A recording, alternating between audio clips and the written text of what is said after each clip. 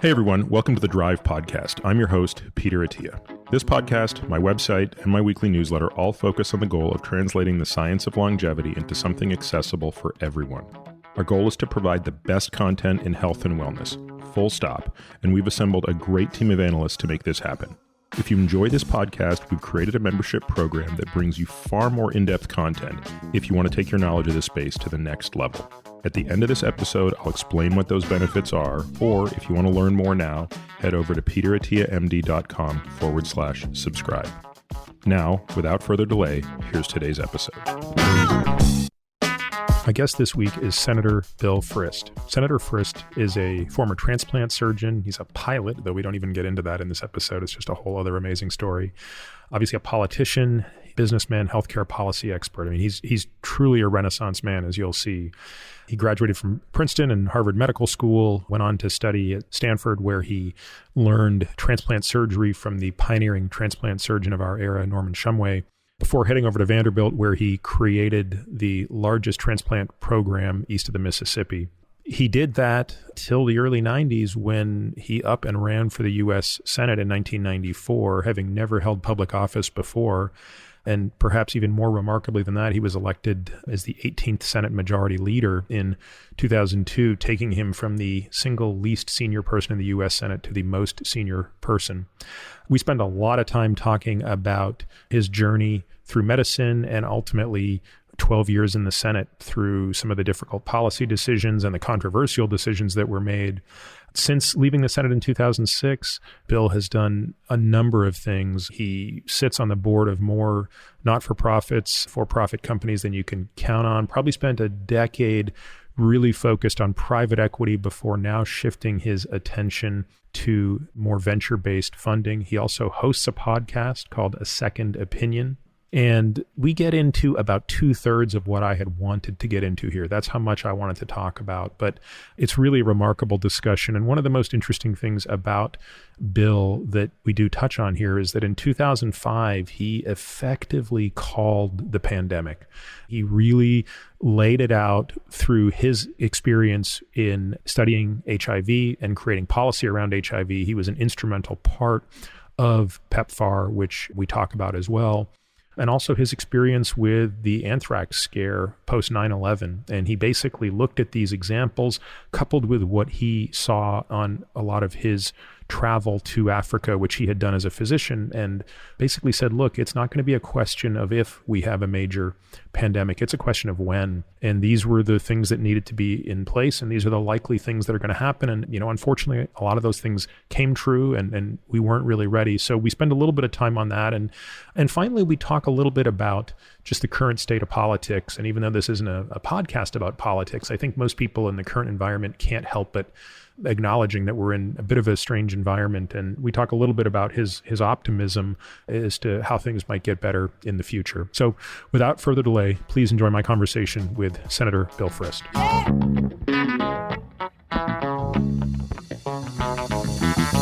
Bill, thank you so much for making time to sit down with me. I know today you had a lot of things going on in your personal life, so I appreciate that we didn't reschedule this, but it would have totally been understood if we needed to.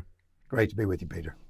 By the way, it feels weird calling you Bill. I always feel like I need to call you Senator Frist, but the first time we spoke, you were adamant that I call you Bill. So I'll tell you a funny story. When I left residency, I had such a hard time not calling people Mr. So-and-so, just because, you talk to your patients that way, right? Like, yeah. Mr. Jones, Mrs. Smith, we're here to talk about this. And then when I got out in the real world, people were like, you can just call people by their first name. Was that a difficult transition for you? There's two things come to mind. Number one, the most common thing I get, do you get called senator or doctor? People who want to be formal. And of course, I say, call me Bill. But that is a harder one because in the Senate, especially today, people that's kind of down on the respect world. And doctor is still pretty much up there. So, I say, well, doctor, but you're supposed to call senator, et cetera, et cetera. But then I remember going to Mass General up in Boston, being from Nashville, Tennessee. And being from Nashville, I called everybody out of respect, Mr. If they were 4 years older than me, and it may sound crazy to a lot of people, listen, but that's just sort of the Southern way of doing it. And I remember going down and working with a cardiac surgeon, and right in the middle of the case, I said, yes, sir. And you're not supposed to say sir either. It's kind of like the mister. And then he turned around and said, don't you ever, ever say sir to me again. Isn't that funny? It's just, it depends on where you are. You're exactly right. At what point did you realize growing up that you wanted to be a doctor, let alone a surgeon? You know, I had a real sort of fortunate circumstance in that I was the last of 5 children. And my dad was a family practitioner, a doctor. And my older brother, who was 15 years older than me, went into medicine, so he was a doctor. My middle brother ended up going into cardiac surgery, so he was in this track. And so I pretty much assumed I would go into medicine or nursing or the healing profession from very early on for that reason. I saw the gratification. I saw the way when Dad would come home at night, what he would talk about in terms of healing and giving people hope. So that was just always stuck in my mind. And I thought about other things. And when I jumped up to college, I majored in public and international affairs. And so when I tried other things, I always came right back to the healing profession in some shape or form. So when you were an undergrad, you were not a pre-med, and Princeton's pretty well known for international affairs and things. So you were kind of in the epicenter of where one would go to study such things. But that didn't sway you from medicine. Did it plant a seed that ultimately there would be more for you to do than medicine? You know, in high school and in the early years of college, I interned in Washington, D.C. for Congressman Joe Evans from Tennessee at the time. I spent a summer writing for a newspaper, the Nashville Banner, no longer a daily newspaper here in Nashville. So throughout, it was always being interested in the broader aspects of medicine, of being a doctor. And I had no idea, and I didn't have any master plan with it. But I guess at every stage, and now that I look back, it gets reflected in my life, that I always had other parallel interests going on. And as you probably know and recall, I'm a little older than you are, it wasn't all that popular at the time when you were in medical school to have these other interests. You know, to basically say, well, I want to go write an op-ed on some technology when your professor is sitting there of medicine and basically the only thing in the world is medicine. So it was always challenging, and not being in a pre-med track at Princeton, but still wanting to go to medical school. You know, even the medical schools had a little bit of bias about coming in at that time, very different today, if you didn't demonstrate working in a lab and all those other pre-med track things in those college years. And so what was it like for you? You know, Mass General obviously is one of the pillars of American medicine. If my memory serves me correctly, isn't Mass General the second oldest hospital in the United States, or is it the third oldest? Yeah, I don't know, but it's there, and the tradition and is all there as well. And so you've got this Northeast training, and then you go way out west for training in cardiac surgery. What was that experience like back? Would have been early 80s that you went out to Stanford? Early 80s, and it's actually interesting in many ways, mainly in retrospect, of course, but I went to Harvard Medical School, and then I did the 6 years at Mass General and did my cardiac fellowship at Mass General. But when I was just entering that fellowship, it was fascinating from an ethical standpoint that the community there had decided with the board of trustees of the hospital that they were not going to do heart transplants. And, you know, I'd kind of stayed at Mass General because they'd done the early kidney transplant work in America there, had great immunologists. And then I was, 10 years into this, and then all of a sudden, the Board of Trustees and the broader community said it's too experimental. It hasn't proven itself. We can vaccinate 1 million people, I'm exaggerating a little bit, for the cost of one transplant. And therefore, they put a moratorium. Now, what was the mortality at that time? Because Bernard's first heart transplant was in 67? Mid-60s, 66, 67. It was when Christian Bernard down in South Africa did the first transplant. And then after that, there were 100 done in Texas, and then most of those patients died, so it's kind of shut down. And what was happening with Shumway at the time? What was he doing in the 70s? Another fascinating story. And Norman Shumway, who was my mentor at Stanford at the time, was really outside of the mainstream of cardiac surgeons. And you know this, but again, bringing our listeners in a little bit. He had worked diligently for about 10 years in the laboratory figuring out this heart transplant world, systematically, with discipline, not taking it to people until they figured out the science. And then Christian Barnard came in. He watched a little bit of this. He was from South Africa, and more in an opportunist way, he said, well, it looks like Shumway's figured it out, so I'm going to go back to South Africa and do it. And so he did it. Shumway, from that mid-'60s to when I got involved in the early '80s, systematically had a program where other programs would do 100 or 50 or 30, like out in Texas, and then they would just leave it totally because the patients died. Well, Shumway would ask the question, why are they dying?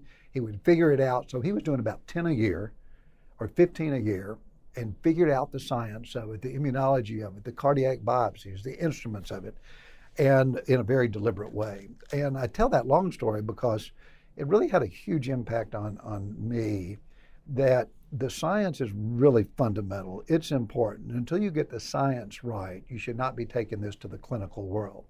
Know the facts, get rid of the misinformation, do clinical trials, don't prematurely take things to the field. And so at Mass General, they saw a 50% mortality, very expensive procedure of this moving hearts around and the immunology and the equipment that was required. And they said the greatest good for the most people is to not do heart transplants at Mass General or Peterbent Brigham or Beth Israel or Boston City. To me, from my perspective, I said, are you kidding me?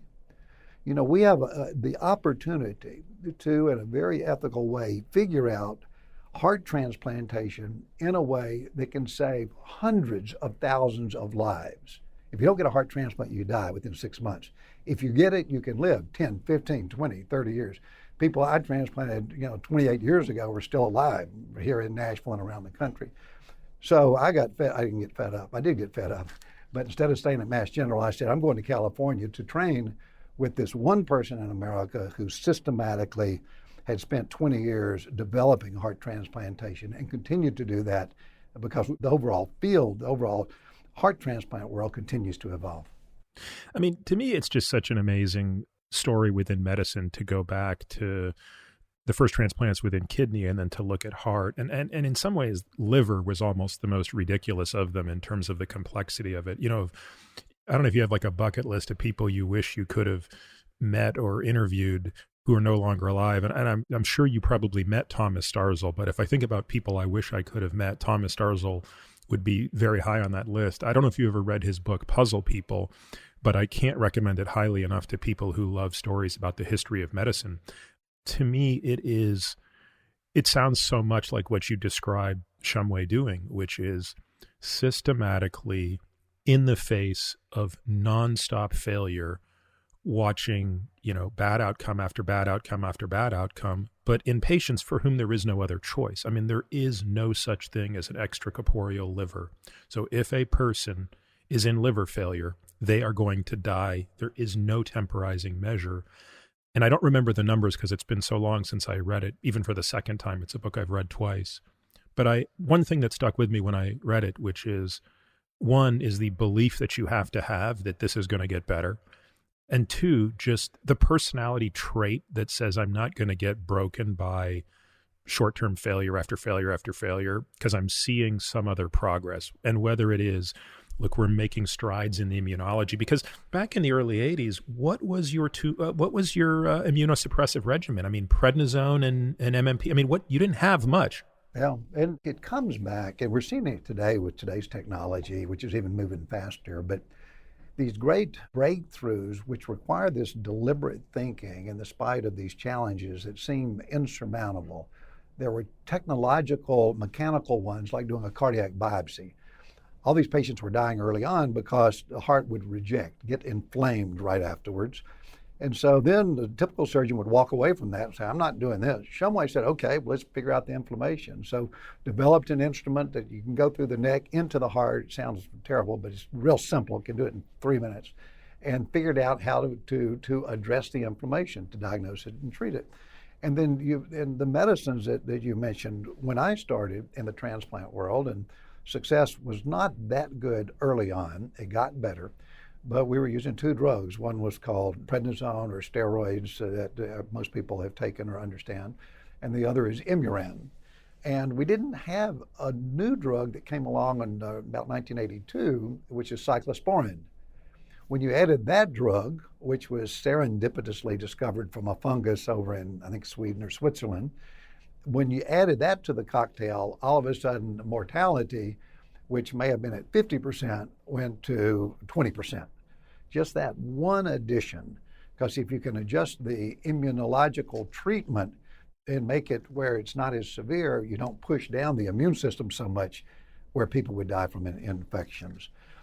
But I think the important point in all of this, which I think you're leading and I'm sort of fitting into, is that science is this evolutionary process, and that the greats, the Starzl, Tom Starzl, University of Pittsburgh, did all transplants, but the world icon leader in liver transplants, which was about 2 or 3 years behind heart transplants, and the Norman Shumways of the world had that deliberate, that disciplined, that focused process in taking these insurmountable challenges that were impossible to do and systematically over a period of time capturing the best of the best, even when there are lots of losses along the way, ultimately be successful. This is just kind of a broader historical question of surgery. When you think back over the last 150 years of surgery, the modern era, right? And you think about the giants, right? The Blaylocks, the Halsteads, the Shumways, Linehan, Starzl. I mean, these people, they had step function changes in the field. Their existence and the teams around them, right? When you talk about a surgeon, you have to talk about the critical care staff, the anesthesiology staff. I mean, no surgeon can do what they do alone, but they fundamentally changed surgery.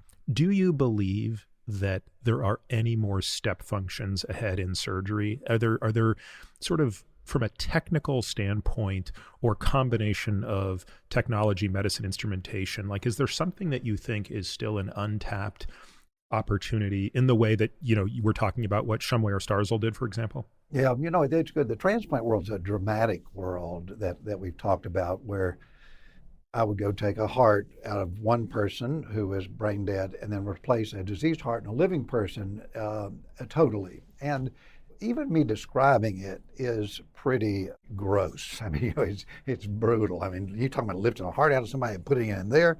And I say, yes, I've done it hundreds and hundreds of times. And then people say, this doesn't sound right. It is amazing, though. I mean, it's worth pausing on that for a moment. It's hard to believe, and I haven't participated in nearly as many as you, so maybe it gets old after a while, but it wouldn't surprise me if every time you did it, it still felt magical. Yeah. It probably never wore off. Never. In terms of what you just explained. It's profound. Never. I think you don't have to have faith, really. People will jump to that immediately, but the idea of me getting a call, and not me, this is done by everybody now. At that time, not that many, but now it's done in every major hospital around. But getting a call, flying off in the middle of the night, taking a heart out of somebody, putting it in a bucket with ice around it, and then putting it on an airplane, traveling for 3 hours, coming back, opening up a patient, and spending 45 minutes, put the heart in. It's just like a piece of meat you're setting in the chest. And then you just step back.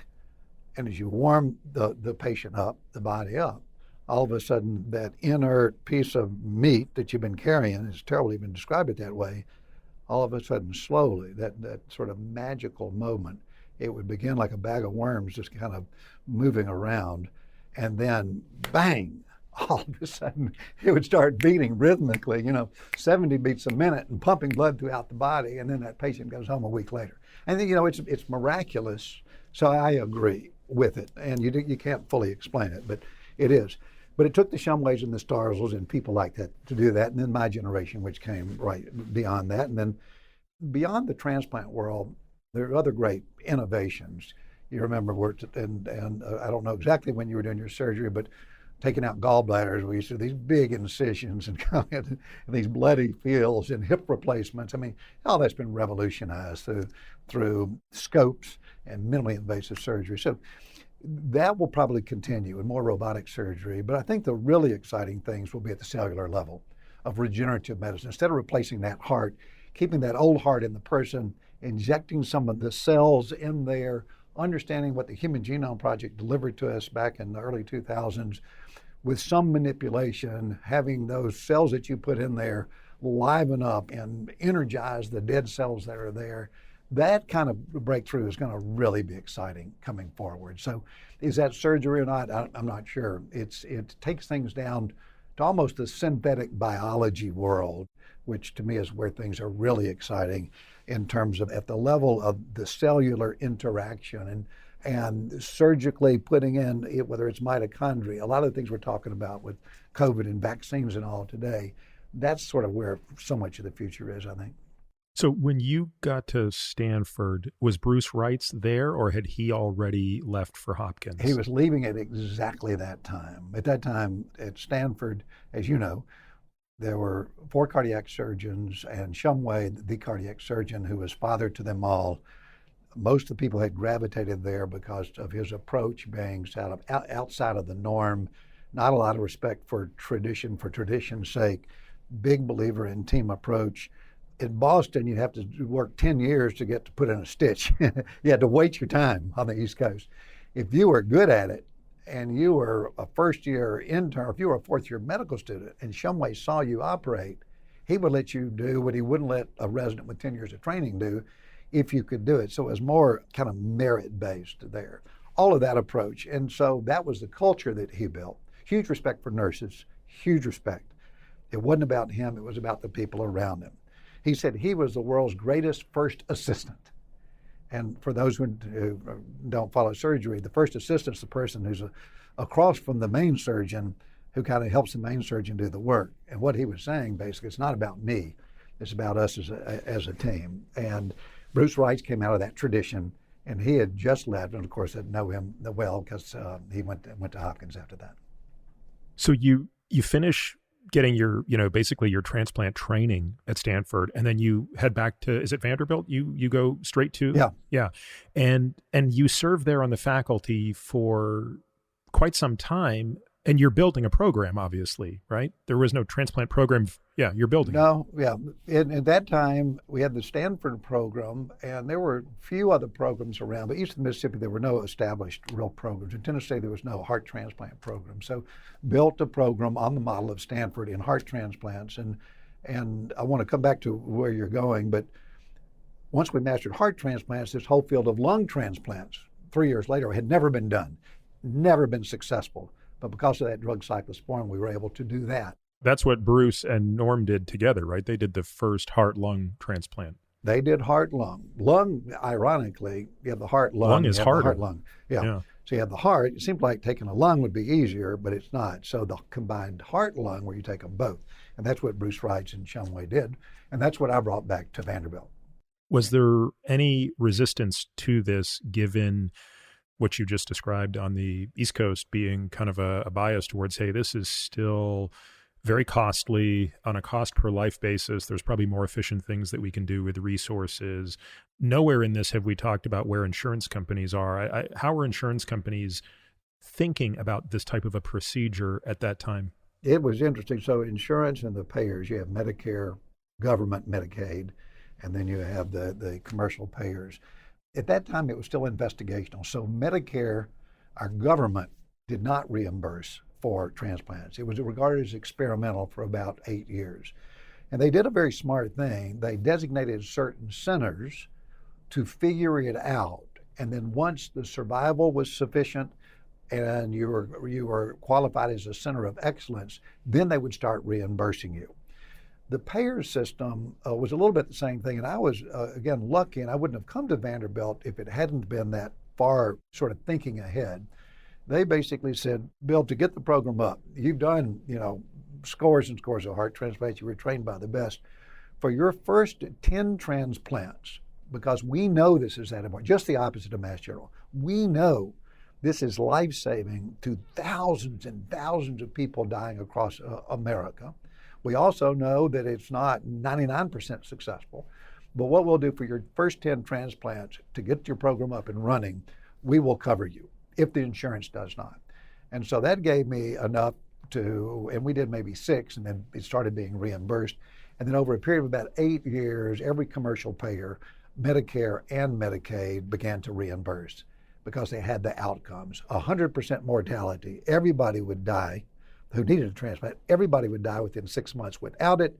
And if you got it, you on average, 80% of the time would live at least 5 years. And if you got beyond that, would live 10, 15, 20, or 30 years. What was the pressure like on you during those first transplants? I mean, here you are. It's one thing when you're at Stanford and you're under the umbrella of Shumway and this incredible environment he's built, which, as you said, you've got the best anesthesiologists, you've got the best nurses, you've got the best perfusionists, like everything that is needed to support that program, you have the best of, and the culture is already there.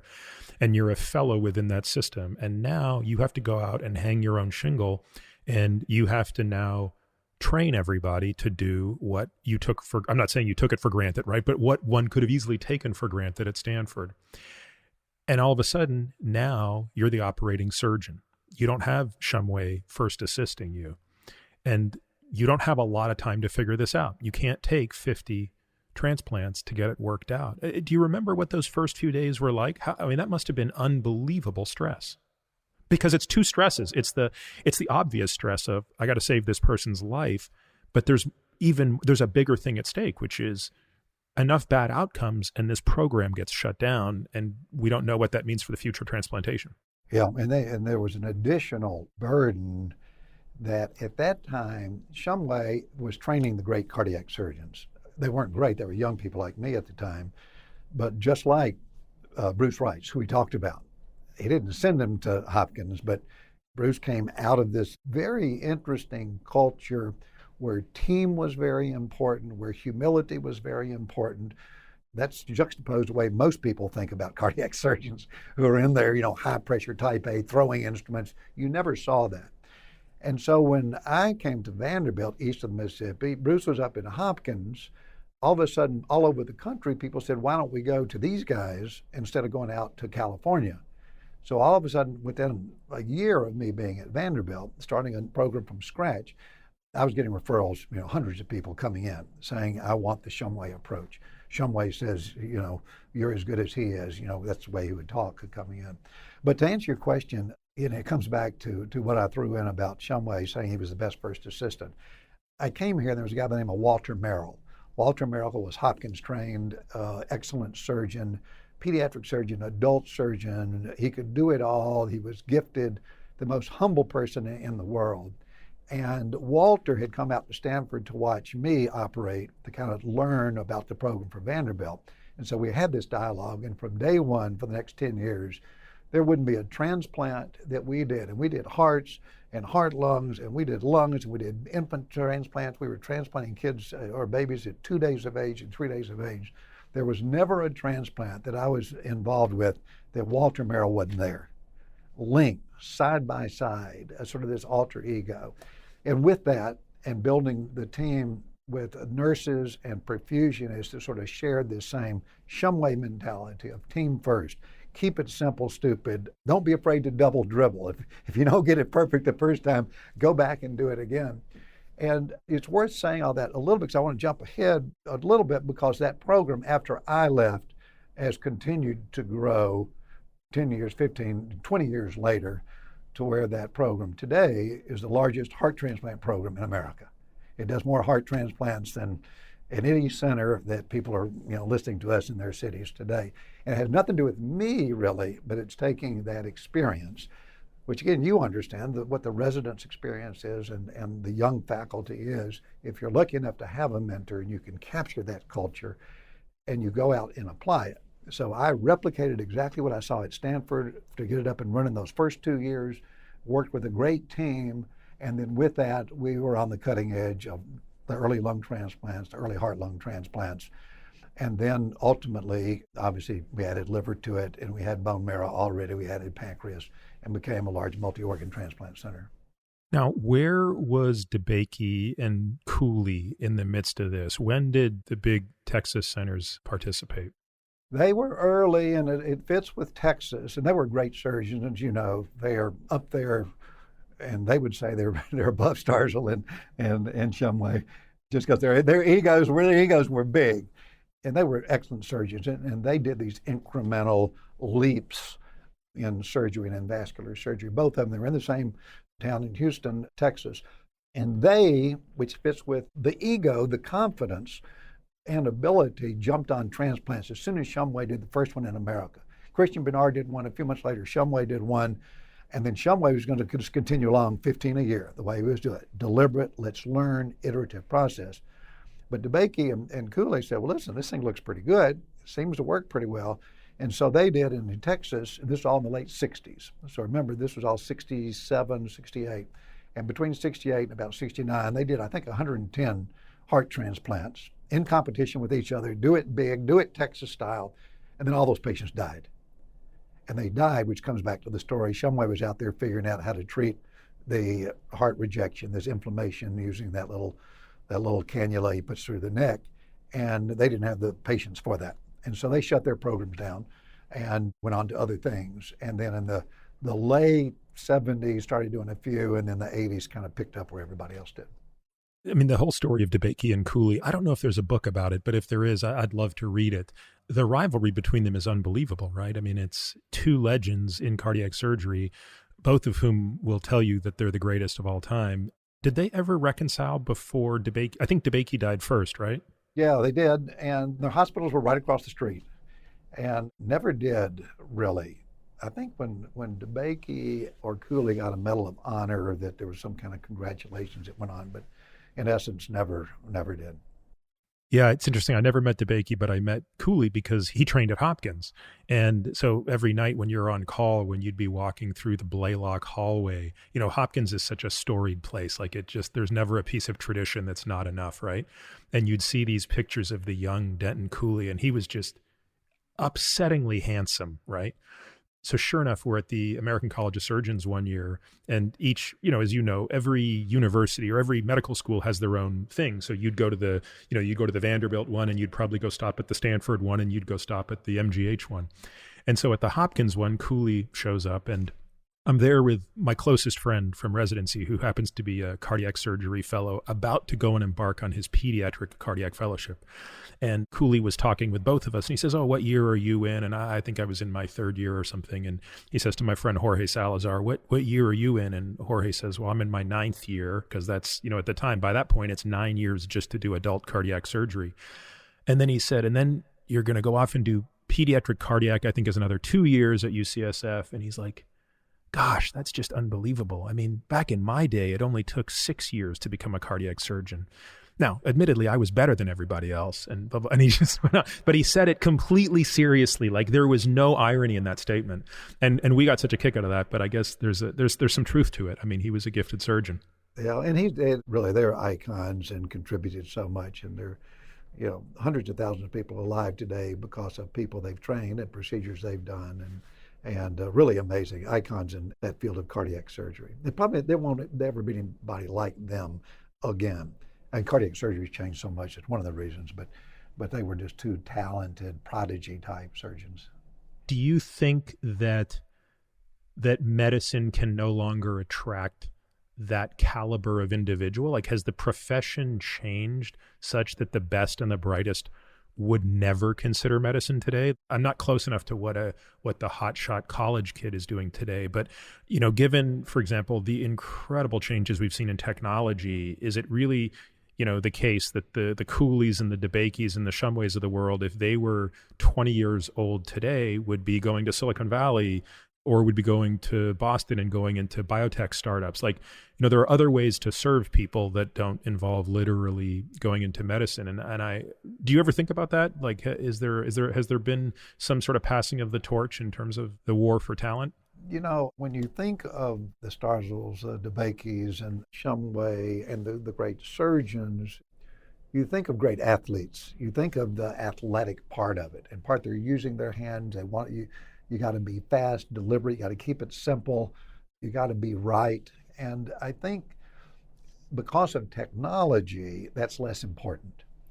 I think the fact that we're operating through telescopes and soon microscopes, when you asked your earlier question, that the sort of athletic, competitive, hero on the field, cowboyish sort of approach, I think we're beyond that.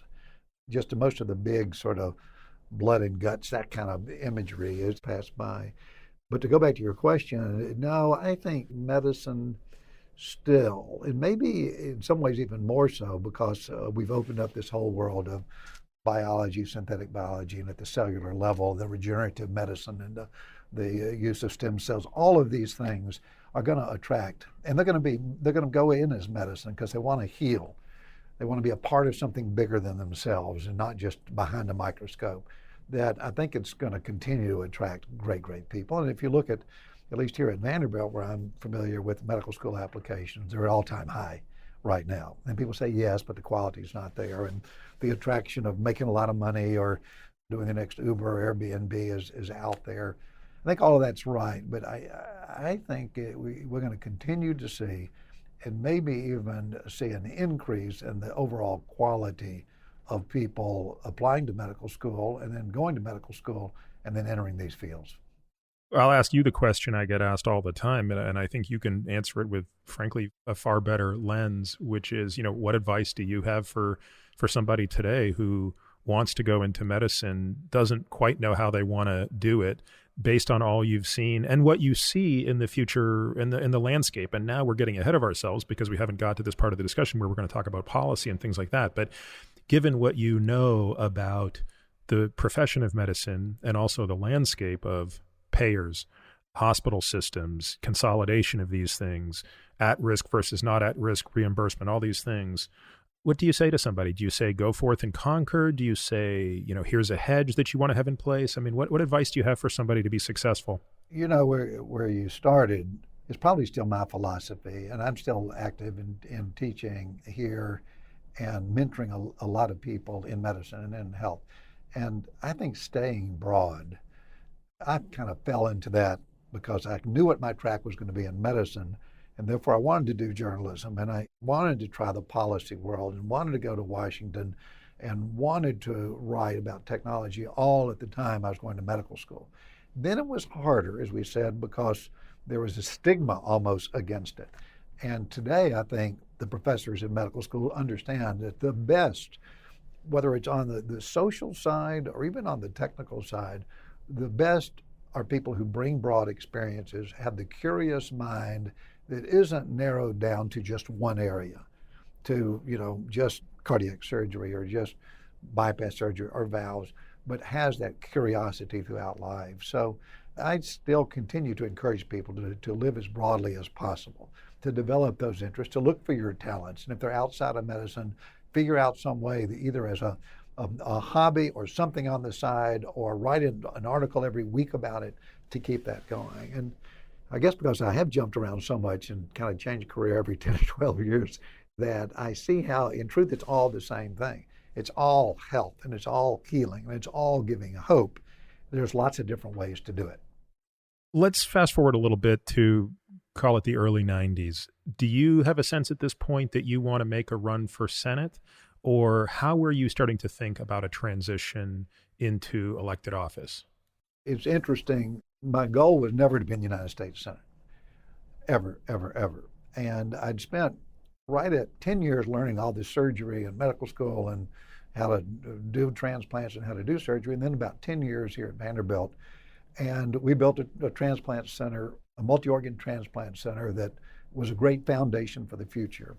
And then I just began to ask myself, I did not serve in Vietnam, which a lot of people just right above me had done.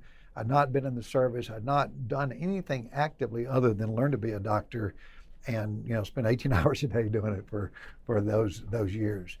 And I said, given that I was running a large transplant center and doing a lot of good, I felt, what would be the one other thing that one might do to affect health, maybe not of an individual, but health of a community or health of a population?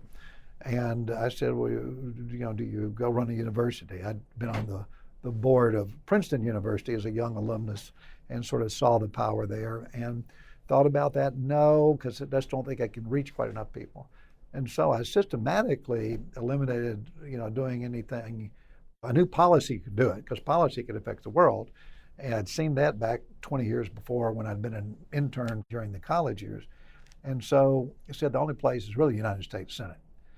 I have a job, I know what I can do, but if you could get to that position, not to change healthcare necessarily, Not at the time it was Clinton care and all sorts of political issues. And it really wasn't for that reason. It really was an extension of what I saw as a little boy when my dad would come home, and that was in the days they had doctor's bags, and he would sit down exhausted and say, you know, the greatest gratification has been able to give somebody hope. And all of a sudden I said, policy can do that. And so I jumped, and nobody in my family had ever served in public office. Nobody had, run for public office. They were not overly partisan. My mom was probably more of a Democrat. My dad was probably more a Republican, and I was probably neither. I was just out there doing heart surgery every day. So it really was an extension of that earlier pull, probably genetic in some way, of wanting to serve, and that being a way to serve a population. And, it sounds kind of patting yourself on the shoulder now in retrospect, but that was what was going through my mind. And I didn't have anybody to look to. My dad said, "Are you crazy?" And he's no longer alive. He died 20 years ago. But he said, you're at the top of the world in surgery and innovation and running a large laboratory and writing papers. And, why would you leave that to go into this world of policy? And the answer then was what it is now. I also said I wasn't going to stay forever. I said, I'm not a politician. I love policy and I want to affect change and I want to innovate, but I only want to go do it for 10 years. And that's how I took the leap. The Senate is the highest piece of Congress. So it's almost easier to understand if you said, look, I'm going to go run for the House of Representatives. I don't know how many seats are there in the House of Representatives in Tennessee? 9. Okay. But to say I'm going to be one of the 2 people running for Senate is kind of remarkable. How long of a process was that? So the election was 96. When did you have to get serious about this? Is this like a 2-year process, a 1-year process? I spent a year and a half. I had to leave. I didn't have to leave, but you either do it or you don't. And this is the advice I give people. If you're going to go all in. So probably about 2.5 years before I started talking, the problem I had is my parents didn't really buy into it. My family really didn't, because it's kind of hard to understand. So who do you talk to? And there hadn't been a physician elected to the United States Senate, 100 people, 2 from every state. There hadn't been a physician elected to the Senate since 1928. So I didn't have anybody to call or go see who'd gone through this eye of the needle, medical school and internship and residency and fellowship and practice. And that made it hard. And maybe that was a good thing. They may have said, get out of here, don't do it.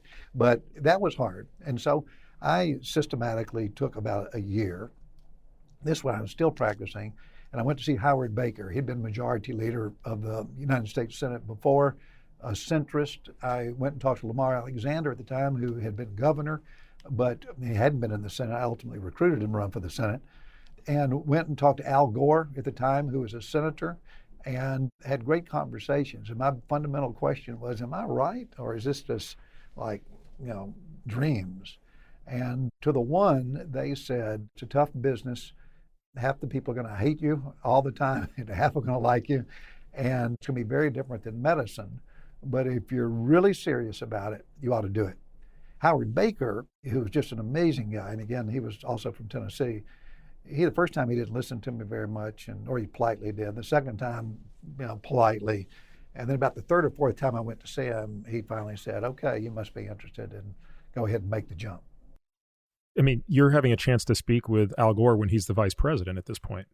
No, it was right during that period of time. And that was going to open up a seat, actually in Tennessee at the time. He was still in the Senate, because this was in the early 90s. Oh, this is before 92 then even. Wow. Exactly. Okay. And this is all 91.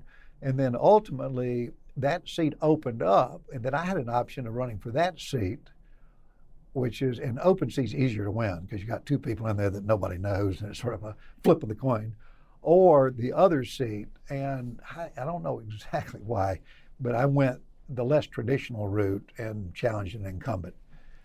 And I know why, because I was the fresh face and he was the person who'd been around for 18 years. But it was unconventional to go that route at the time. So you ran in 94 against the incumbent, is that correct? Right. Yeah. And you won by a pretty hefty margin, correct? Yeah, and I had a primary with 6 others. Yeah, I was going to ask you about the primary. What was the primary like back then compared to, for example, what primaries are like today, which is a fight to the extreme? Thank goodness it's not today where people get pushed out. Tennessee, until recently, and it's changed in the last 4 years, but until recently, Tennessee had produced senators that were in the center. The eastern part of the state was more Republican, the western was more Democratic, the middle, where I live, was sort of in the middle. So if you were versatile enough to move through that state, your politics tended to be very principled, and it might be principled Democrat or Republican, but you're pretty much going to be appealing to a broad range of people. So in our primary, there were 6 people, all out of that same ilk. My disadvantage was that I was an outsider. I hadn't played my political dues with the Republican Party. Number one, I was from Middle Tennessee and not East Tennessee. And that was it. So, but the race was very different. And in that primary, just interestingly enough, was the person who I ultimately recruited to the United States Senate, Bob Corker. And Bob Corker and he was an outsider and I was an outsider. He and I were in the primary, so it started at 6, came down to 2. All races are tough races. He always say that ours was a clean race, and ours was 100% cleaner than these races today. But it's all just hand-to-hand combat, this politics stuff. And so I don't want to over-idealize the way it was, but we were out of this extreme sort of polar opposites where in a primary somebody's driven to the either extreme right or extreme left. Do you remember what the main policy issues that you were running on in the primary and then ultimately in the general that year in 94? And that comes to the other thing. So, and because ultimately won, which nobody had expected. Nobody. Chances were probably 1 in 100. And the other thing that did happen, that it didn't start that way when I jumped in, but at the end, in 1994, ended up being a lot of Republicans coming in. So I was part of that wave. I was still the least expected. I was the only person to beat an incumbent United States senator who came in, and so ultimately won. But there was the luck end of it, being at the right place at the right time as well. And so the policy issues ironically, when you look at today, were balance the budget. Over time, eliminate the debt. Keep taxes small. So those were sort of the big issues. There were these big physical issues that were out there. Welfare reform was just talked about in that period of time. Ultimately, the bill passed about 3 or 4 years later. But those are sort of the 3 big issues. And just to go back to the first point you made, what you're really saying is, look, in 94, 2 years into a president's term, the opposite party generally has a tailwind at that first midterm election, correct? That's correct. For example, I remember in 2010, 2 years into Obama's term, you get a little bit of that tailwind for Republicans and vice versa. So this in 94 was the same thing. Now, how did you learn the mechanics of the U.S. Senate? I mean, I got to tell you, I find this stuff really interesting, Bill, just in part because I grew up in another country and I have an inferiority complex. Like I didn't learn U.S. history growing up. So you asked my daughter, she's like, Dad, why are you always grilling me on U.S. history? And it's like, hey, I'm trying to learn this stuff with you. But, oh my God, trying to figure out what the whip does versus the minority leader versus this and what this means in this bill versus that. I mean, it just strikes me as when you go straight into the U.S. Senate, that's like going straight into the major leagues, never playing AAA, AA, and Little League Baseball. Like, how do you learn all of that stuff? I mean, was that the scary? I mean, if the first time you're doing a transplant by yourself is scary, I would think the first day you're sitting on the floor of the U.S. Senate is 10 times more scary. Yeah, it was, I guess when I was first running, I didn't know if I'd win or not. And then about a week out, I felt it, that I knew I would win. So the worst part was the November to January equivalent 22nd or January 4th, not knowing what all this is about.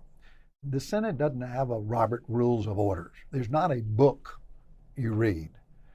There's a little book of rules, and you'll hear, you hear about it every 2 years. They have to pass the rules, but it's like a 30-page book. The real book is precedent that's set. And precedent is experience. It's being around. It's age. It's knowledge.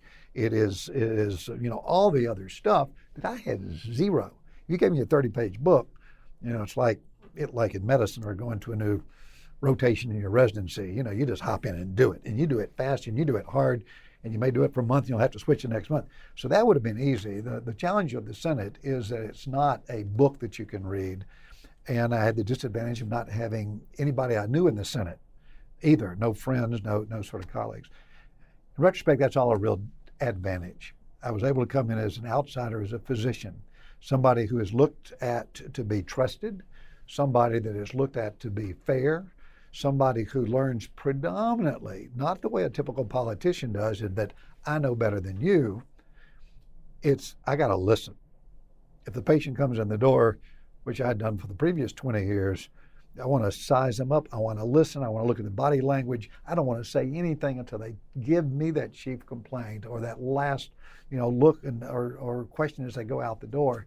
And all of that, which is second nature, it's part of being a physician or being a healer or a nurse, is that listening, that empathy component is part of the culture, but really the being. It is in the DNA of physicians and nurses and counselors and healers. The room I walked into had 63 lawyers. 63 lawyers. I walked into that chamber and that chamber, every chair was full with somebody who had for 10 years been arguing legal cases and all. And so you'd say that's a disadvantage. Again, it ended up being a pretty big advantage, and I didn't realize it at the time. But by listening very carefully, by working with trust and upholding that trust, because I came in with this image and the reality of being a physician, people would come to me and they'd say, "What do you think? And what is your look on this from the outside? You've been around patients every day, 20 different patients every day for the last 20 years of your life, and you've listened to them. I've been in the United States Senate about as far from real people as you can get." And so all of that came as real advantages. And again, I didn't know it. There hadn't been a doctor there, I told you, since 1928, or elected since 1928. So that was it, and kind of stuck with that throughout. But it wasn't healthcare issues. When there was a healthcare issue, it would all come to me immediately, because at the time healthcare was probably, 16% of our economy, and yet there was nobody in the chamber who'd ever taken care of a patient or written a prescription or been involved at all. And so that kind of information gravitated toward me as well. You mentioned that 63% of the Senate were lawyers, 1% physicians. It's probably a dated statistic, so I don't know what it is today, but I can't imagine it's far from this. But the last time I looked at the stats, when you looked at the entire Congress, both the House and the Senate combined, slightly less than 1% had any training in secondary education. So whether it be an undergraduate degree in science or an advanced degree like yours. Why do you think that is? Well, it's interesting. And then right now there are 3 physicians in the Senate. And so I kind of broke the glass ceiling, and that's been 3 or 4. And in the House there are 14. So it's clearly more than what it was when So it's more. But if you look at historically, and you sort of start now and go backwards in 50-year increments, I don't want to exaggerate, but I'll give you just the image. In the first 50 years of our country, the sort of 1750 to 18 or 1810, there were, I think, like 25 or 24 physicians in the Senate over a 6-year period, in and out. If you look at the next 50 years, 1800 to 1850, it was 12, about half of that. And if you look at 1850 to 1900, it was about half of that. And then 1900 to 1950, it was about half of that. So it got down to 1. So it hadn't always been that way. But over time, as medicine got more specialized, as some of the stigma that we talked about earlier, that, if you're in medicine, even if you could look at policy with the AMA, the American Medical Association, you're not a serious doctor. That was kind of the stigma. So people were discouraged, and then doctors wanted to focus on their work, and therefore they didn't put themselves out there. And then even after I got there, physicians don't support the political system that much. They don't get involved in policy or politics, and I think it's been to the detriment of patients in America, because physicians are the best voice for 300 million people, because they're listening to their problems and their challenges and the socioeconomic and the diversity issues. And so they should be more interested. And so I don't think it's really that the body itself had a aversion to them. It's really that people from the science world didn't move in that direction. And there are good reasons not to. I mean, it tears your life apart. I mean, you give up all your privacy, families are destroyed. You have 50% of the country hating you, not hating you, exaggerating, but. Well, certainly today.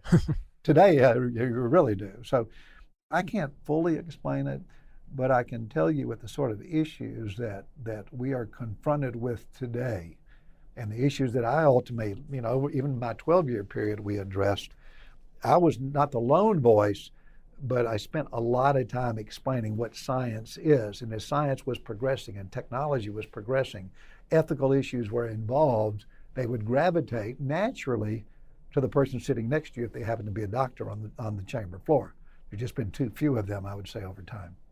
When you think about that first term in the Senate from 94 to 2000, you alluded to it earlier. You came into this saying, without any ambiguity, you were hoping to serve 2 terms in the Senate, not a day longer, and you were never going to seek higher office thereafter.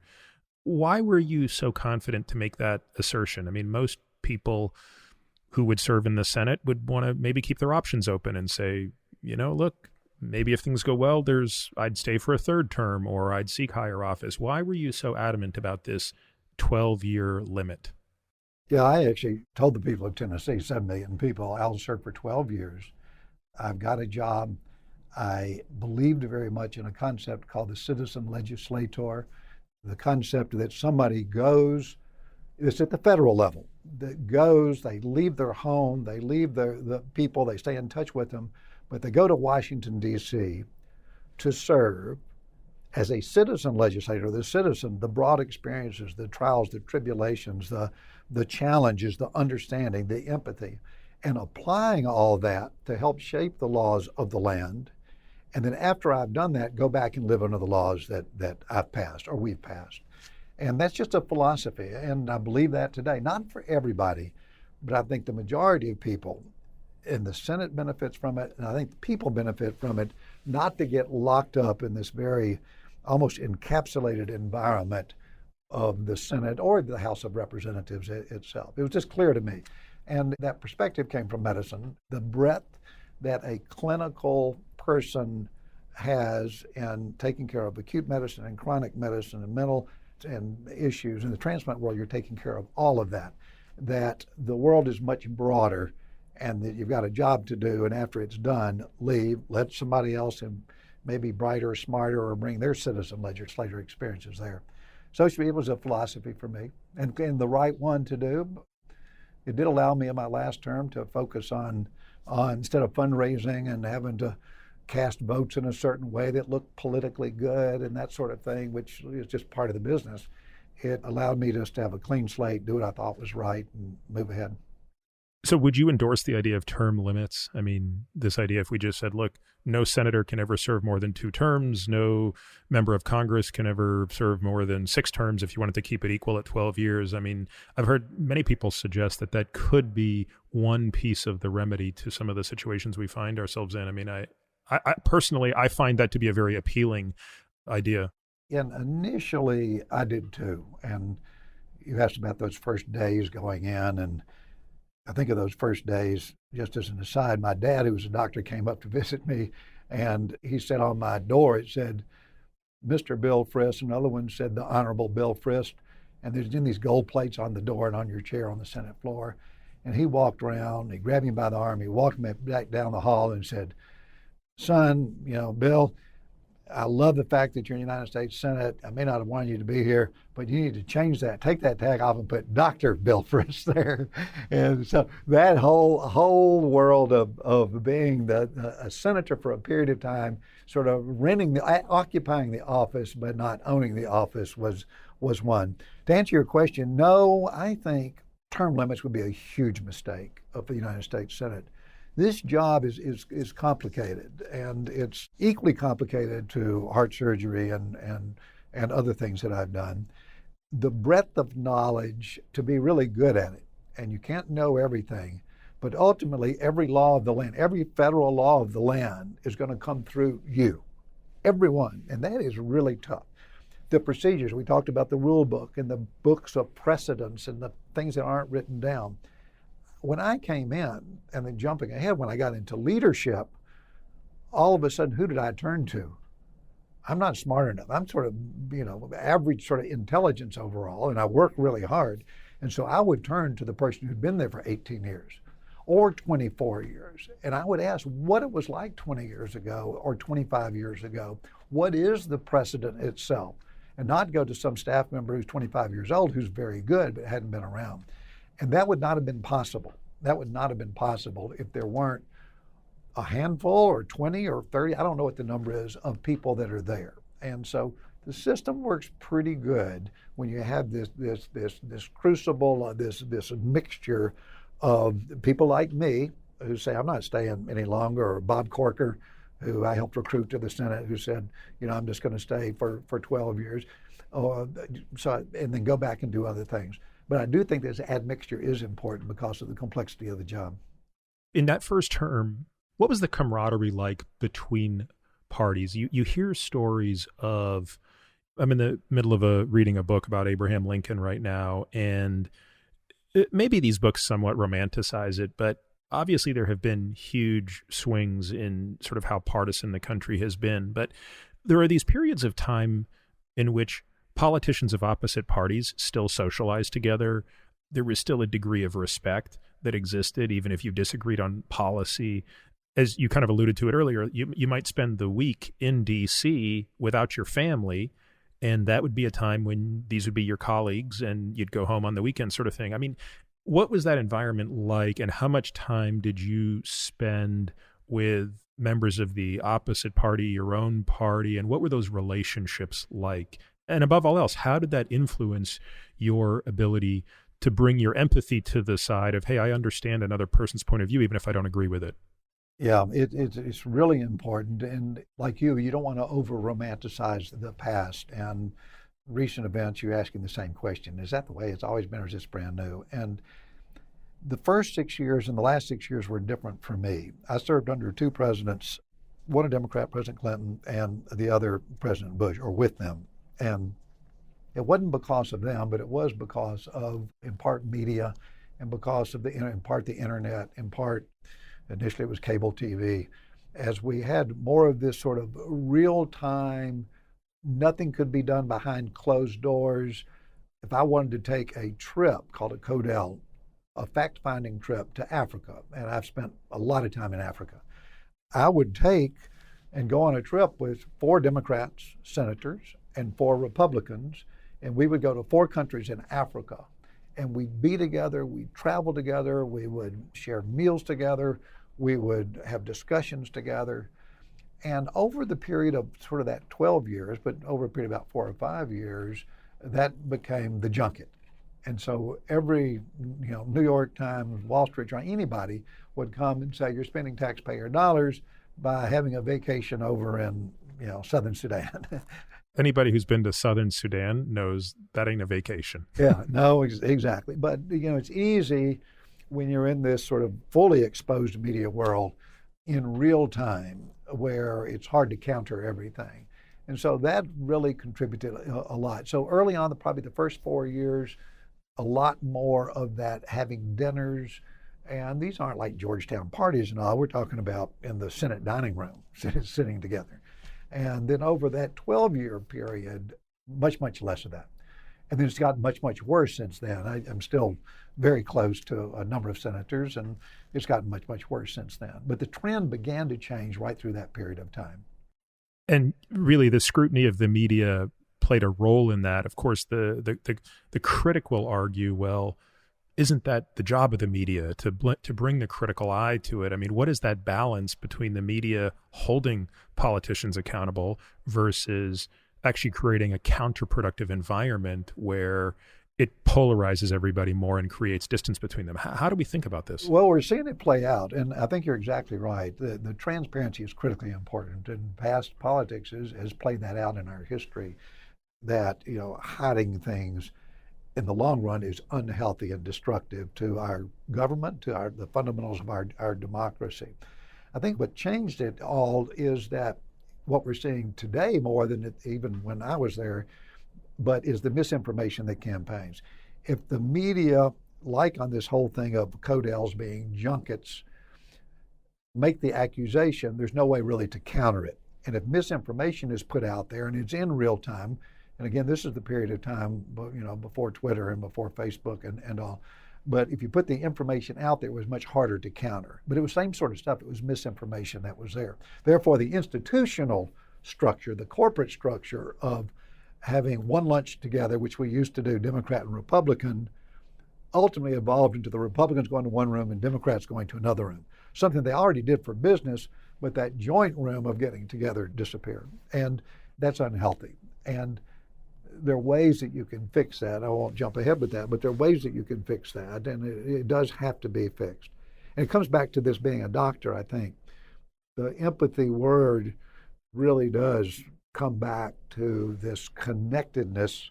Doesn't mean you have to agree, but this connected of seeing two sides of things, and there's just less empathy in the corporate structure of the United States Senate today.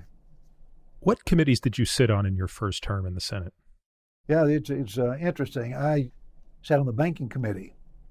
I had been on the board of a bank, ironically, before. It's not the reason I went on it, but Pete Domenici was on it, and when I was choosing my committees, the way committees are chosen, I was 100th in seniority, so I had 99 people above me. Were you the only freshman senator elected in '94? No, there were others elected, but the ones, if you've served in public office before, got it, you get credit for it. If you've been a governor, you get credit for it. Yeah. So you are the lowest totem pole. Yeah. I mean, I thought I was okay being a heart surgeon and taking care of people and saving their lives. When I got up there, boy, they could care less, especially when it came to committee choice or it came to anything that had to do with appropriations or power, that sort of thing. But the committees I ended on were great committees. One was the banking committee, fascinating time and always a good committee. It has no power per se, but a really important committee in terms of constituents back at home. And the health committee, the Health, Education, Labor, Pension Committee, which is health, and that it did include things like I chaired the subcommittee on disability policy. And, for the whole United States of America, every law of the disability world had to come through that particular committee. And then went to Foreign Affairs, but about 2 years later, and stayed on that throughout because I had done so much travel to other countries doing medical work, and it fit there. But those were the ones in the first few years that I was on and learned a tremendous amount. And then in the last 4 years, 6, I joined the Commerce Committee. And the Commerce Committee, that was the time there was telecommunication and all of the great reform that was going on then. I've resisted asking you this question before because I wanted to ask you for the first time during this discussion. How is it that someone so young and so junior in tenure can become the Senate Majority Leader at such an early time in their tenure? So I guess walk me through the late 90s. You're obviously going for re-election. You won by quite a healthy margin. But what were the string of events that allowed you to go from being still a relatively junior senator to being, you could argue, the second most powerful person in Washington after the president? Yeah, it's an interesting sort of line narrative, in large part because that was not my goal. And if you're going to start with 100th in seniority and jump to number one in a period of 6 years, it just sounds crazy. And it is crazy. And Lyndon Johnson did it, but he'd spent all those years over in the House of Representatives. But to come in. By the way, LBJ was, generally considered one of the most effective Senate Majority Leaders. Some people still wonder how he actually managed to take the vice presidency as such a step down. And of course, how history would have been different had he not. But yeah. Yeah. But the sort of sequence of events was I won re-election. At the time, there Bob Dole, who is just an iconic leader as well, and Trent Lott and others were sort of, the Trent Lott represented a younger generation, but all very senior to me, were sort of added at each other and competitive and sort of the intra-family politics, class office sort of stuff. And I didn't pay any attention to that really. What I was interested in, and I use this in different ways today, now that I'm out of politics, and if I'm on a board, I like to go to the nomination committee, that the future of a body, of an institution, if you really say, how do I want to affect a board, a nonprofit board, or a for-profit board, or the United States Senate, 100 people, the best thing to do is to get involved in the determination of who's in the room and who is not.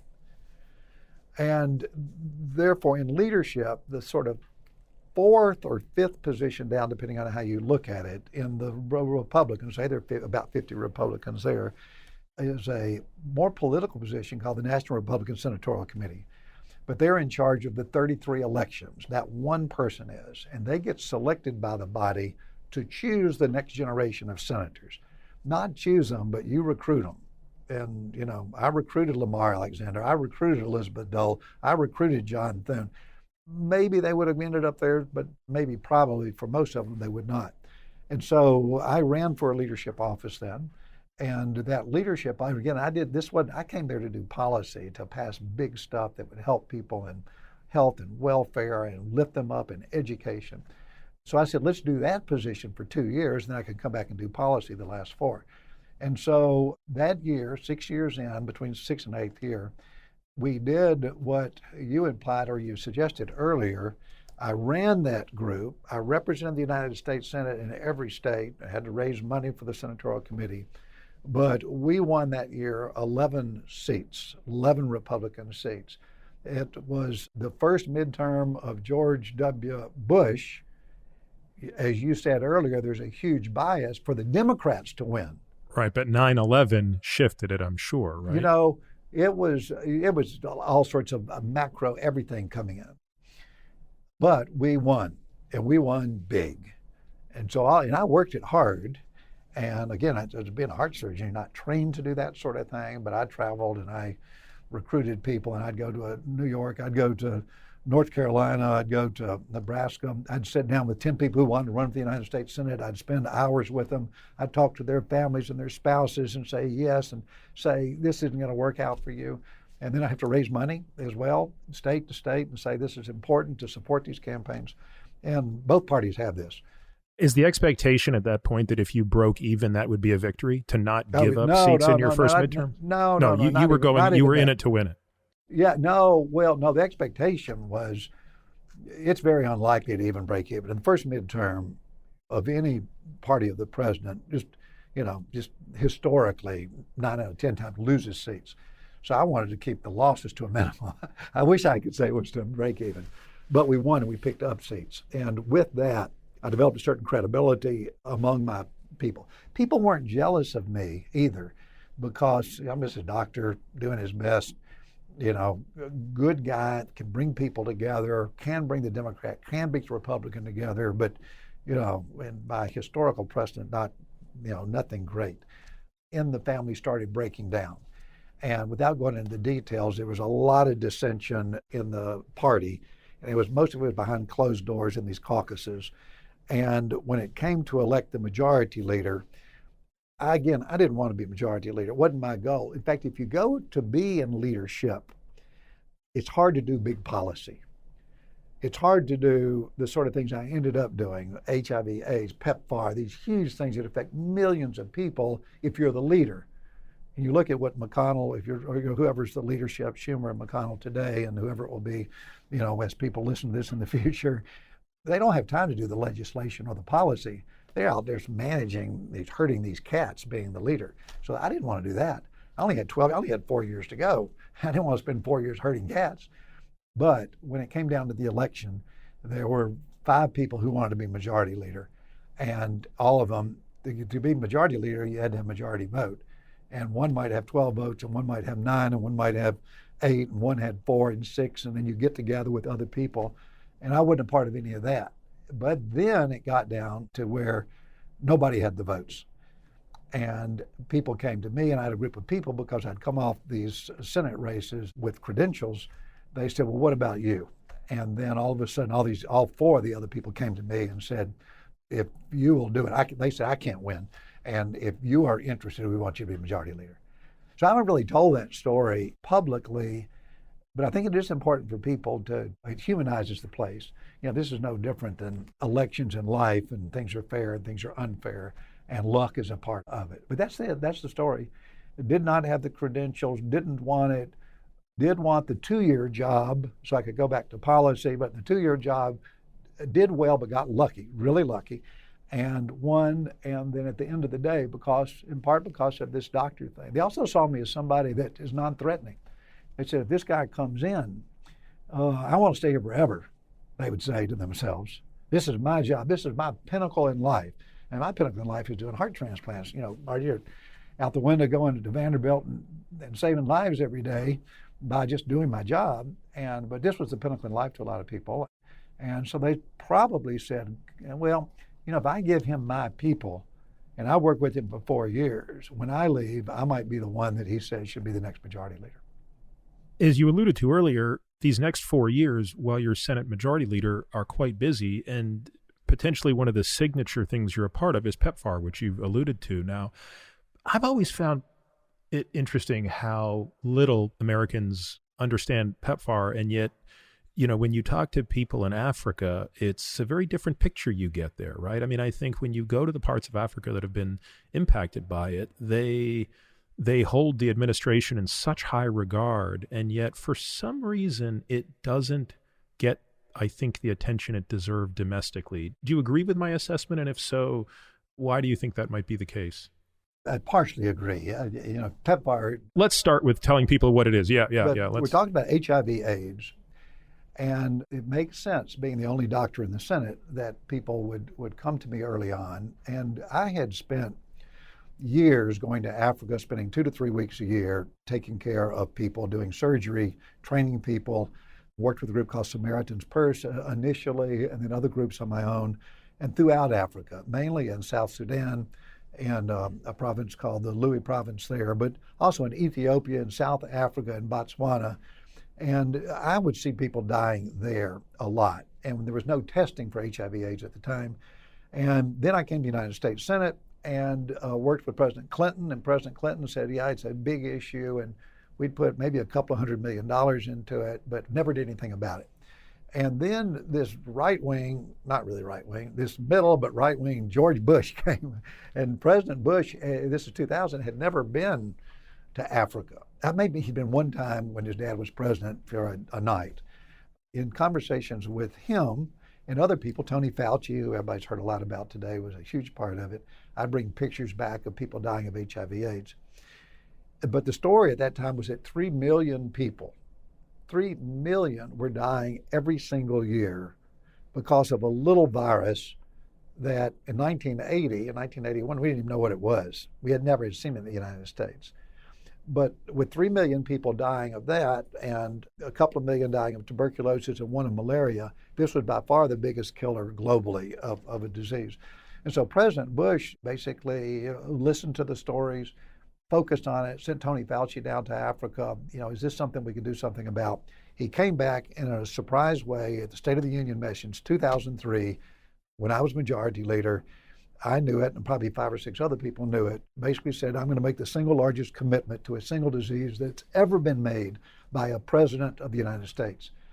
This little KG virus, HIV/AIDS. At the time, Republicans and faith-based people, thought it was a disease of gays and was bad, and the Jesse Helms of the world basically said it was a call from God and punishment and all. The left wasn't doing anything about it, but they talk about it.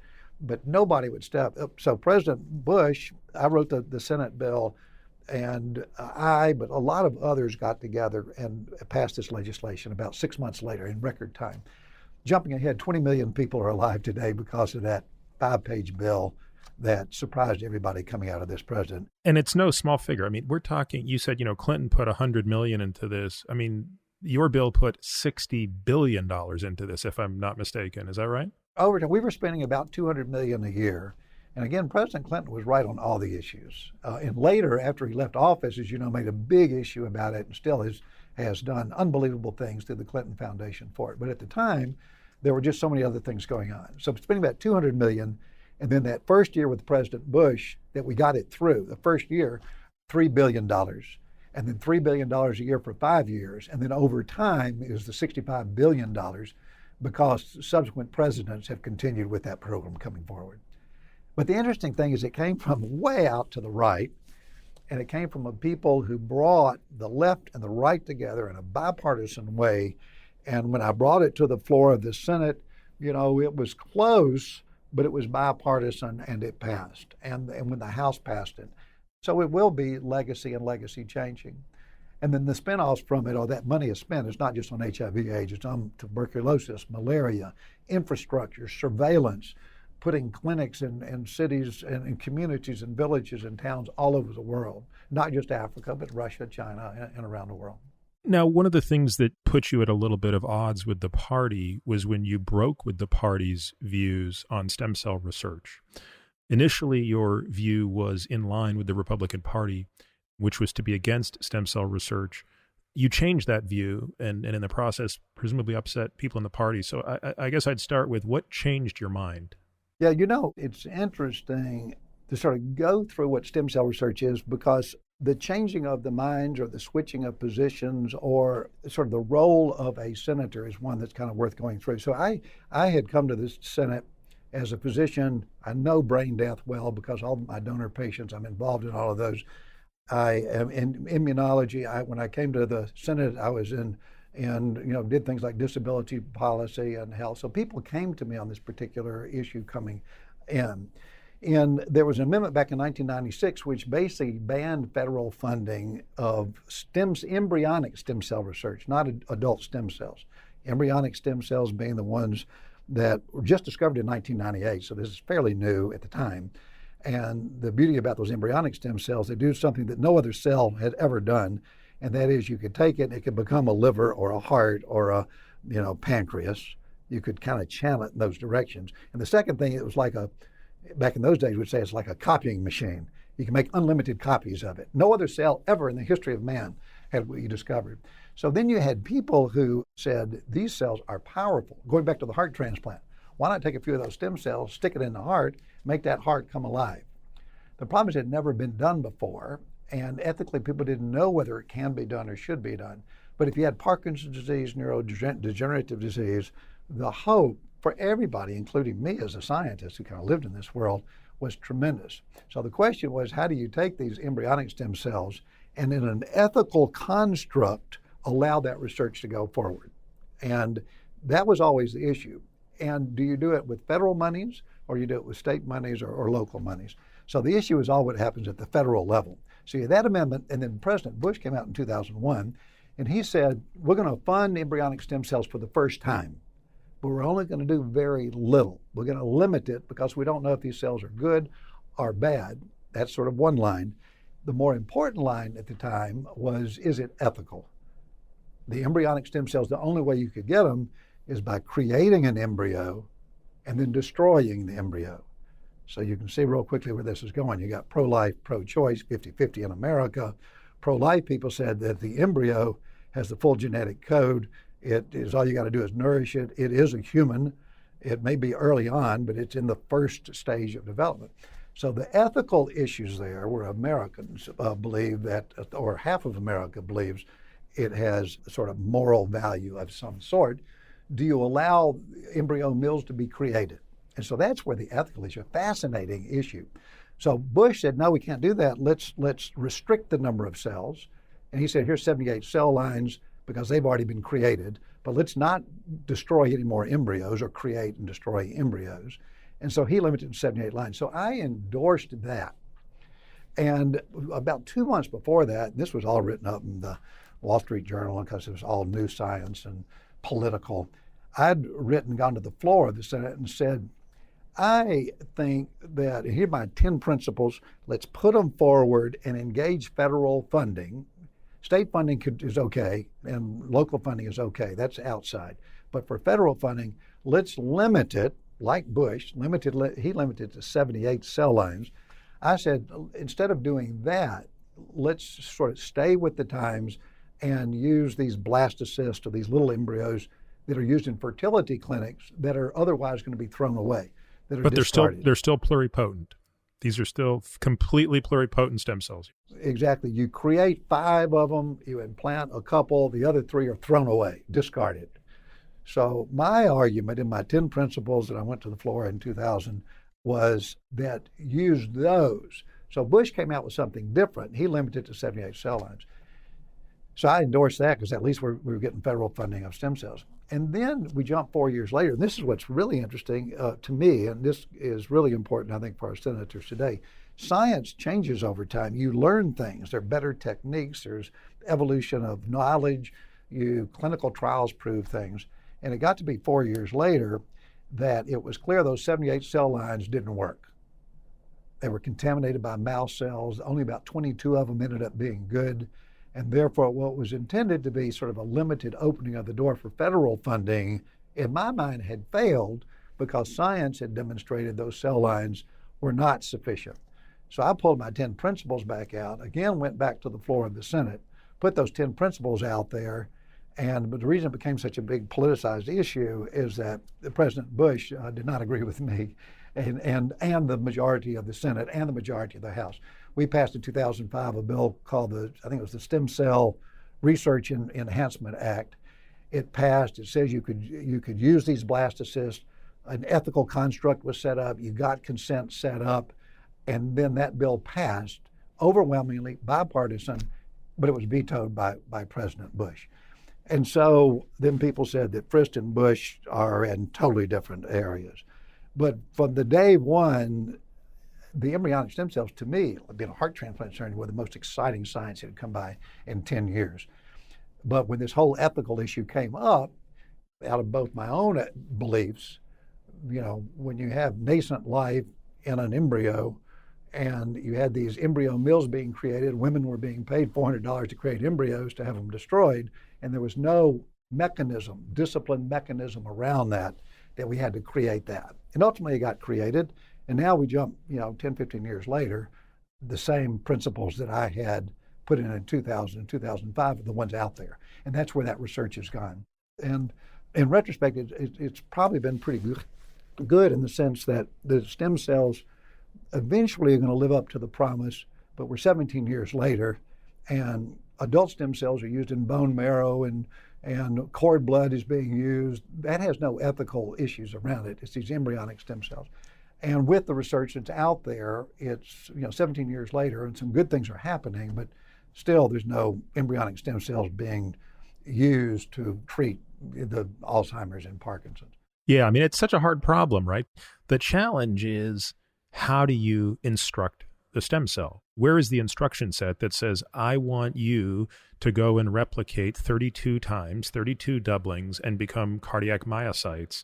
And this subset of you are going to go on to develop Purkinje fibers, and this set of you will not. I mean, we're still so far from cracking the code of what the instruction set looks like to the stem cell. So this is step 1 of 10, basically, in terms of that. But it's hard to tell people that. And as a policymaker, you have to make the decision. You have to set up the construct, or you're not going to fund funding. But you literally have thousands of people who are dying, and they have the chronic diseases, and then they have a group of people telling them that within 2 years, this was all in early 2000s, within 2 years your Parkinson's could be, or your neurological injury, severing of the spinal cord, can be cured with these cells, and therefore we need to open up the field and forget destruction of embryos or all these moral concepts of life. And that's the tough job of a policymaker. You got 100 regular people there who, some are smart, some are not, that are, maybe not perfectly representative of people, but they've got to make these decisions. So, it's the sort of thing that, at the end of the day, we increase federal funding for stem cells, constructs were put around it, imperfect. His approach was different than mine. People, made a big deal about it at the time, but, at the end of the day, I think it ended up working out pretty well, and we learned a lot.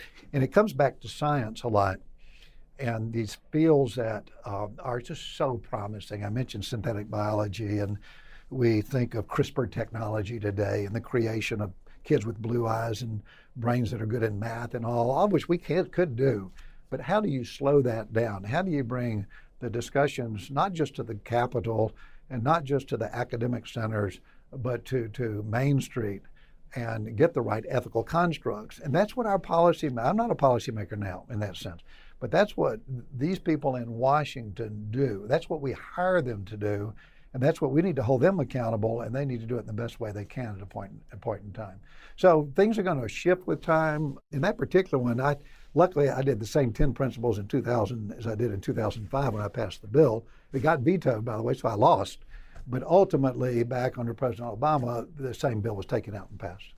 What are the restrictions on a president's ability to veto? Can a president veto any amount of majority, any Senate majority? He can, if the 99 senators are in favor of a bill, the president can still veto it? Well, yeah, it's a good point, because if you could have a majority that votes for it, or a supermajority, but you have to have 2/3 or 3/4 connect. So if he vetoes, you have to take a whole nother vote and then override that veto. So he or she has that intervening time to put, pressure on people and change that. Another very complex issue that you weighed in on, which ties into your past, which is this idea of end of life, right? I mean, it's funny. I remember a really complicated case when I was in medical school at Stanford, which involved a patient who was more or less brain dead, but there was a very complicated family dynamic. And I don't remember the exact details, but it was one of those scenarios where every ethicist in the hospital had been in that room to try to talk to that family and resolve the withdrawal of support. And interestingly, even though this case had nothing to do with cardiac surgery, ultimately the person that came in and mediated it was Bruce Reitz. And it's an interesting story because, again, here's Bruce Reitz. At the time, he was the chair of cardiac surgery at Stanford. He had by now come back from Hopkins. And you know him, so this probably isn't surprising to you, but you don't think of like the chair of cardiac surgery being the warm, fuzzy, but he was like the most soft-spoken human alive. Like you would never see him and think that that's the guy who did the first heart-lung transplant or anything like that. But it was sort of like, I don't know, he spent, 2 hours with this family and everybody had come to a point of comfort that in the case of that patient, support should be withdrawn. So, of course, as a transplant surgeon, you are intimately familiar with what the criteria are for brain death, what makes a donor, what does not make a donor, et cetera. And so, again, here you are now Senate Majority Leader, and a very public case comes up, this case of this young woman, Terri Schiavo. And I guess just for folks who don't remember this, and you can correct me on some of the details, but my recollection, because I was in residency, this was such a big discussion for us. This is a young, healthy woman who I guess unbeknownst to a lot of people had an eating disorder. So she had bulimia, and through lots of repetitive purging had developed profound hypokalemia, so very low potassium. So she's otherwise looks perfectly healthy on the outside, but I believe her potassium got as low as 2 to 2.5 milliequivalents, which not surprisingly put her into an immediate cardiac arrhythmia and arrest. By the time the paramedics arrive and resuscitate her, because she's so young and healthy, they can get her heart beating again, but her brain has been without oxygen for minutes. No one really knows. This was in 1990, if my memory serves me correctly. Fast forward a few years, now her husband, Michael, and her parents, whose names I don't remember, are basically having a different point of view about what to do. And the husband believes she's going to be in a persistent vegetative state for the rest of her life. This is not what her wishes were. She's being fed through a tube. The parents feel otherwise. And it just keeps escalating its way through courts, and it gets higher and higher and higher and higher. I don't remember exactly how it got to the point where Congress was now being asked to weigh in, but maybe you can pick up the story of how this basically rose to a national story and frankly, even potentially involved the U.S. Congress. Yeah, it is a fascinating story. And this is one, again, and I haven't talked about a lot, in part because it is complicated and you do need the time, and we can do it very quickly. But Oh, no, we don't have to do it quickly. Yeah, no. But no, it is a fascinating case, and it because it has implications for everybody listening to us today, everybody. And it will have even greater implications in the future as technology can do these miraculous things. Here it was miraculous in the sense that she could even be kept alive on a ventilator for a long period of time. But increasingly it's going to get more complex because technology and science is going to give us these tools to use. So lots of lessons, and so it is worth going through it. So you're exactly right. 1990, Terri Schiavo collapsed, hypokalemia for just a persistent vegetative state. Is a medical term. It's an important term here because the law uses it. But for people who are listening to us, you're on a ventilator and you can move and open your eyes, but it's just you have to be supported overall with both feeding tube as well as a ventilator. And Michael, her husband, did everything, at least in my review at the time. He took her to UCLA, took her to multiple centers and for rehabilitation. And then 3 years later, in 1993, he'd given up, basically. And I don't know, I wouldn't have found me then. This is 10 years later that I got involved. But the issue was exactly as you described, that all of Terri's blood relatives, the mother, the father, the brother, the sister, objected to Michael putting her on a DNR or removing the tube. A do not resuscitate or removing the tube. So you had this dichotomy of walking the room, just like you said Bruce did. You had on one side one person who by the law says if she's in a persistent vegetative state, the husband can make the decision. On the other side of the room, you had all the mother and father who raised her, who cared for her brother, her sister, who said, no, she's responding to us. She's alive. Touch her, feel her, look in her eyes. She recognizes us. And so the parents and Michael disagreed on their impression. They also disagreed because she had, and this is what the implication is, everybody listened to sort of this part, she had nothing written down. She had no living will, no advance directive. And therefore you had the parents and everybody says, well, of course, she's a devout Catholic. She values life, and you had the four of them saying, we'll support her, we'll take care of it, financially we'll take care of it. And then you had Michael, who by the law would have that responsibility of saying DNR or not. I just want to interject there for a second. I think it's such an important point you made, and I had actually scribbled notes down to bring it up, so I'm glad you did. I don't think you and I, as doctors, could overstate the importance of an advance directive enough.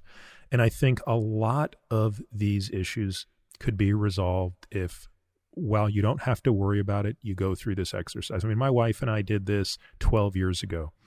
Sat there in a lawyer's office and spent an hour going through what we wanted and what we didn't want, down to the levels of detail that is comical. Right now, not everybody has the luxury. They might not have the medical. My wife's a nurse, so we could talk about it through. Well, this is I would tolerate this many line changes and this many weeks of a trach and this feeding tube, blah blah blah blah blah. But it is very important, I think, to do this. And hospitals are getting better at it now for people admitted electively to at least have a box that you check that says, do you have an advanced directive? But I think everybody should have one of these things, because the time to build the roof is when the sun is shining, and the time to have this discussion is when clear heads prevail. And it's hard. You just have to do it. People don't like to think about death or where they're going to be buried or wills. This is one that, out of respect for your loved ones, and it plays out here. And I'll mention it again because I'll come back to it because it had real implications. But they had nothing. The interpretation of one set of relatives and then the husband were very different. So jump ahead to 7 years. Her feeding tube was taken out. Then these courts, as you said, kind of came in and they replaced it. At the time then, 33 medical specialties, and this is why I had to go back and review all this eventually, came forward and had affidavits that her condition was not beyond some sense of recovery, that she could improve. And so seeing that, complicates things a little bit because she's in this either minimally conscious state or persistent vegetative state. So in 2003, the court ordered 5 doctors, these are state courts, ordered 5 doctors to test Terri. 2 appointed by Michael, the husband, and 2 appointed by the family, and then 1 appointed by the judge. 3 to 2, they said she was in a persistent vegetative state, and it would be okay to withdraw therapy, take the tube out, take her off the ventilator. The 2 who voted against that said, no, she's in a minimally conscious state and can recover. So she stayed alive for about 6 days. And during this 6 days, it became this huge global issue. It went to the state of Florida. The state, their equivalent of their House and Senate, the legislators got together and actually passed a law in that 6-day period that gave Governor Bush at that time the order to put the feeding tube back in. All this was over a 6-day period.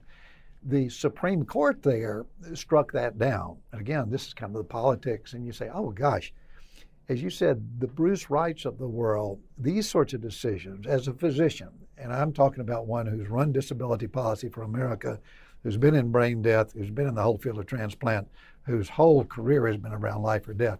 These decisions should best be made by a family with a directive, with a physician or a caregiver, maybe with a faith person in that room. But this got elevated throughout the politics.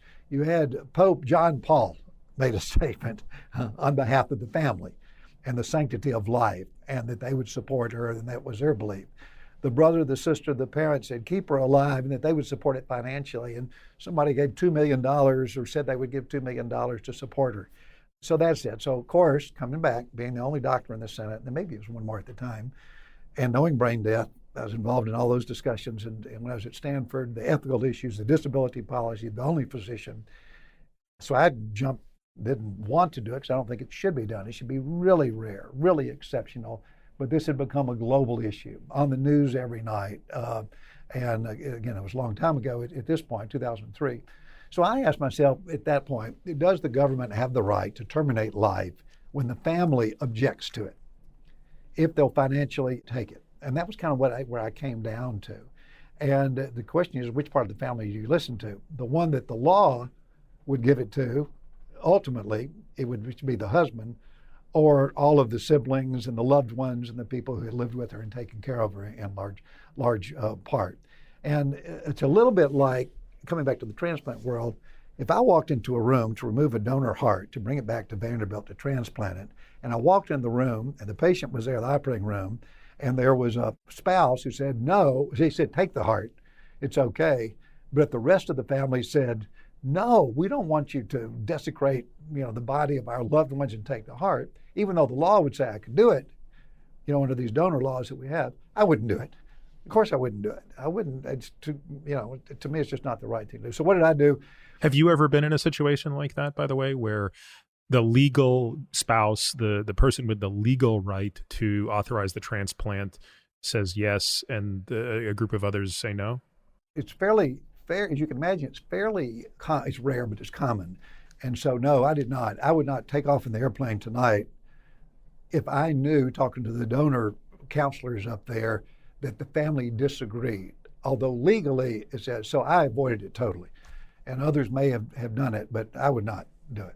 But yes, it's not that, as you can imagine, you get 6 members of a family and they all disagree about something unless you have a Bruce Wrights walk out. You described that well. So the first thing, I'll go faster. The first thing I did is I called the last neurologist to examine her, and he said she's not in a persistent vegetative state. It's a mentally conscious state. What is the difference there? I mean, I want to just kind of make sure some people understand what we're talking about. She has some brainstem function. For example, if you touched her cornea, she'd blink. Presumably, if you injected ice water in her ears, you'd get a doll's eye reflex. Did she have a gag reflex? She had a minimal gag reflex, which, so she had, the definition is not by a single test, so it is a clinical test. And there are certain tests that you just ran through 3 of them. There are certain tests that you do. But things like an MRI and PET scan, she hadn't had any of that. She ultimately had them after she died, and she did have very, very serious disease. But it's a tough diagnosis, and that's the world we live in. Oh, so that CT scan that we see of her head that shows basically it's mostly fluid, there's no brain matter, that was post-mortem? Yeah, after. Yeah, that was after. Because 6 months later, because then it all surged up again, as you can imagine. So I talked to the neurologist. He just happened to be the last neurologist. I personally, as majority leader, met with the brother. It was clearly going to be coming to us. The House had already sort of called for the case. I talked to the family, and the family said, don't terminate her. I looked at the medical records, again, just because I was curious about it, and it was clear that she had not had an MRI, had not had a CT scan, had not done any of the current things. Remember, this happened back in 1990. So I checked. What I did, it was there now. And so I checked with the Senate leadership. Harry Reid was the Democrat at the time, became bipartisan. The House led on a bill. I'll come back to what the bill was. And we had a bill, and it was bipartisan. It was supported unanimously in the United States Senate, overwhelming majority, both parties in the House of Representatives. And 15 neurologists had signed an affidavit and all of that said that she needed an independent current evaluation, that she hadn't been evaluated recently. So really controversial, even among my staff. They said, what in the world are we doing? And I said, I know, but this has come to us. and it's at an issue that it cannot be resolved. And I said it should be rare. It should be decided locally, the way, for 20 years in medicine that I'd been able to decide life and death decisions, which I was in this field that you do. Bill passed unanimously in the Senate. In the House, I think it was like 210 to 50 something, bipartisan. What it did, the bill itself guaranteed a process and not an outcome. And so it basically didn't say keep her alive. It basically said she needs an exam that is truly independent, not with courts and not done by politicians. And once that exam is done, if she's in a persistent vegetative state, then remove the tube if that's what the husband wanted. And if not, the family should be listened to. The extended family should be listened to. So the outcome, it passed the United States Senate. It went to the federal courts. They denied the petition, and the feeding tube was removed, and she was allowed to die. So that's the story. So it's an interesting one. And on reflection, again, publicly, I don't go through this, and I've written some about it because I've written a lot about brain death issues and persistent vegetative state. But as a policymaker, the story captures this sometimes necessary conflict and this very real tension between the rule of law, and the law basically said, well, the husband can decide, and this broader consideration of ethics and morality, and in this world of increasing technology, and the ambiguity of not having any sort of thing written down. So in retrospect, people ask me, because a lot of people say, that's got to be the biggest mistake you did in 12 years. And I say, I kind of just avoid it and move on. But in retrospect, the fact that it had come, I'd probably do the same thing and pass the same bill, set up a process and not an outcome. And I was the only person in the Senate at the time who had taken 2 oaths. And one of those oaths was to the Constitution, the life, liberty, pursuit of happiness, the oath that all those 62 lawyers and everybody take in the Senate. But I'd also taken this other oath, this Hippocratic oath, to protect life and to do no harm. And when there's ambivalence around that, and when the family wishes otherwise, and it's true ambivalence, I will opt on life, and I will opt on what I would interpret as life. Others may not. And this has got to be exceptional and rare, and it has been in retrospect, and those kind of cases haven't made it back to Congress. And these decisions clearly are best made locally. The other challenge, and I'll close on that, is the politics made it worse because you had the Chris Matthews of the world who would go out every night and, big sort of Democrat and sort of after people. And he would basically say, here you have Senator Frist playing doctor in the United States Senate. He's one of those other Republicans. And then the Republicans would shoot back from the House and say, oh, this is a great case because it shows right to life. What I did, and what I tried to do with these, and it's hard to do, is to separate the politics from the policy, to separate the politics from the science. And this case shows that this inherent tension and challenge to our policymakers who are, whether it's at the state level or local level or federal level, are given our trust to make decisions like this and to have appropriate oversight. The decision should be locally, though, as much as possible. Yeah, I definitely agree with that. My personal views notwithstanding on this case, which is that I think that I can't understand how a CT scan wasn't done, in the late 90s, frankly, to have, made it so obvious as to what the state of her brain was. I think the interesting point here is that you are probably the least political, in my view, in that, because that's the advantage of being in your final term in a Senate when you've publicly declared you'll never run for another office, is you don't technically have a political dog in the fight anyway. So even though your viewpoint was viewed as political, I think those were your personal views, and people are free to disagree with them or agree with them, but I didn't think of it as necessarily a party view, because I don't think there was anybody in the U.S. Senate that had less of a stake in what the party felt. That was just sort of, you were voting your conscience, and we may disagree with that, but I don't think it was political. Yeah. And, issues, all issues, and even with impeachment back in the past, people have a hard time understanding that politics is a part of our democracy. And you wish, and with things so partisan, everybody wish, not everybody, but so many of us wish you could push this extreme partisanship out of it. But even things like impeachment, there's a political nature to it. It was intended to have this political thing. And politics and policy can't be separated totally. And that's why I come back to this tension that has to be there, and this discernment and this past experience, and not arguing, the law to the extreme that you can't see a larger picture, because laws are imperfect as well. And that's the sort of representatives that I think we need to aspire to, and then elect, and have people get involved enough in politics that they can elect those sorts of people to these bodies of Congress, the Senate, or governors, or state assemblies. It's so hard to believe that we are now in the 20th year since 9/11. I want to go back to that Tuesday morning for you, because I think anyone can remember, anyone of a certain age can remember every detail of it. But I can't imagine what it's like to have been a member of the United States government at the time, let alone a senator. What do you remember about that morning, and what was running through your mind as this thing was unfolding?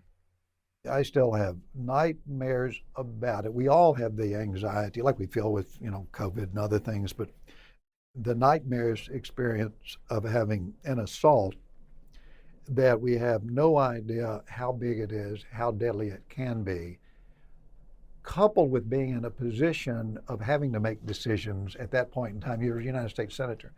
The security at that time rests 100% with the president and a co-equal branch of government, the Congress, and with inadequate information, no information, having to make decisions there. So the fright of it, my first thoughts when it hit, I was out in front of the Capitol and over at another senator's office, and the first plane hit, and I fly a lot. And it'd be really unusual for somebody to hit a building, World Trade Center, but it could be done, or it could be a suicide mission.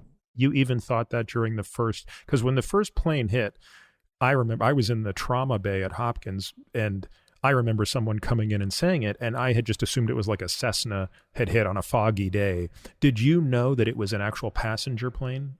No, not at first. I was in an adjacent room. I was outside of the Capitol in an adjacent room, and somebody just said, should you stop your meeting because a plane hit the Capitol? Same thing is what you said. Then when we figured out that it was an airliner, and then shortly thereafter the second one hit, I was in leadership at the time. I was in the top 5 of leadership at that time doing the senatorial committee. So at that level, you get briefings beyond what other senators get. And then when you're majority leader, you get different higher level briefings. So I knew that a lot was going on in the world, and that there was a lot of noise on the internet, but nothing that you'd think about. But I knew the capacity that this wasn't just like a small thing. This was really going to reflect the world. And then when there were two, always when there are two in life, there's going to be a third in these sorts of things. And so that was it. So my first thoughts were that. The second was, and at the same time, and probably really first, were my kids, because my kids were in school over in Washington, over near where the vice president lives, and it's near the cathedral. And I knew if they're going after us, they're going after Pentagon, they're going to hit any sort of symbolic sites, and that they went to school right there. So, of course, concerned and worried about them. And then that was it. Then there was this long period of time where we got together and were shepherded to an off-site secure location. And there's certain people in leadership that are identified. So if there is an atomic bomb, or if something happens, we can refashion government. So those people are taken to a secure location. A few senators, a few House members, a few Supreme Court justices, the president or the vice president. And I was not part of that particular group, but it was at that level. And it was as intense as anything in the surgery that had gone awry that I'd ever done.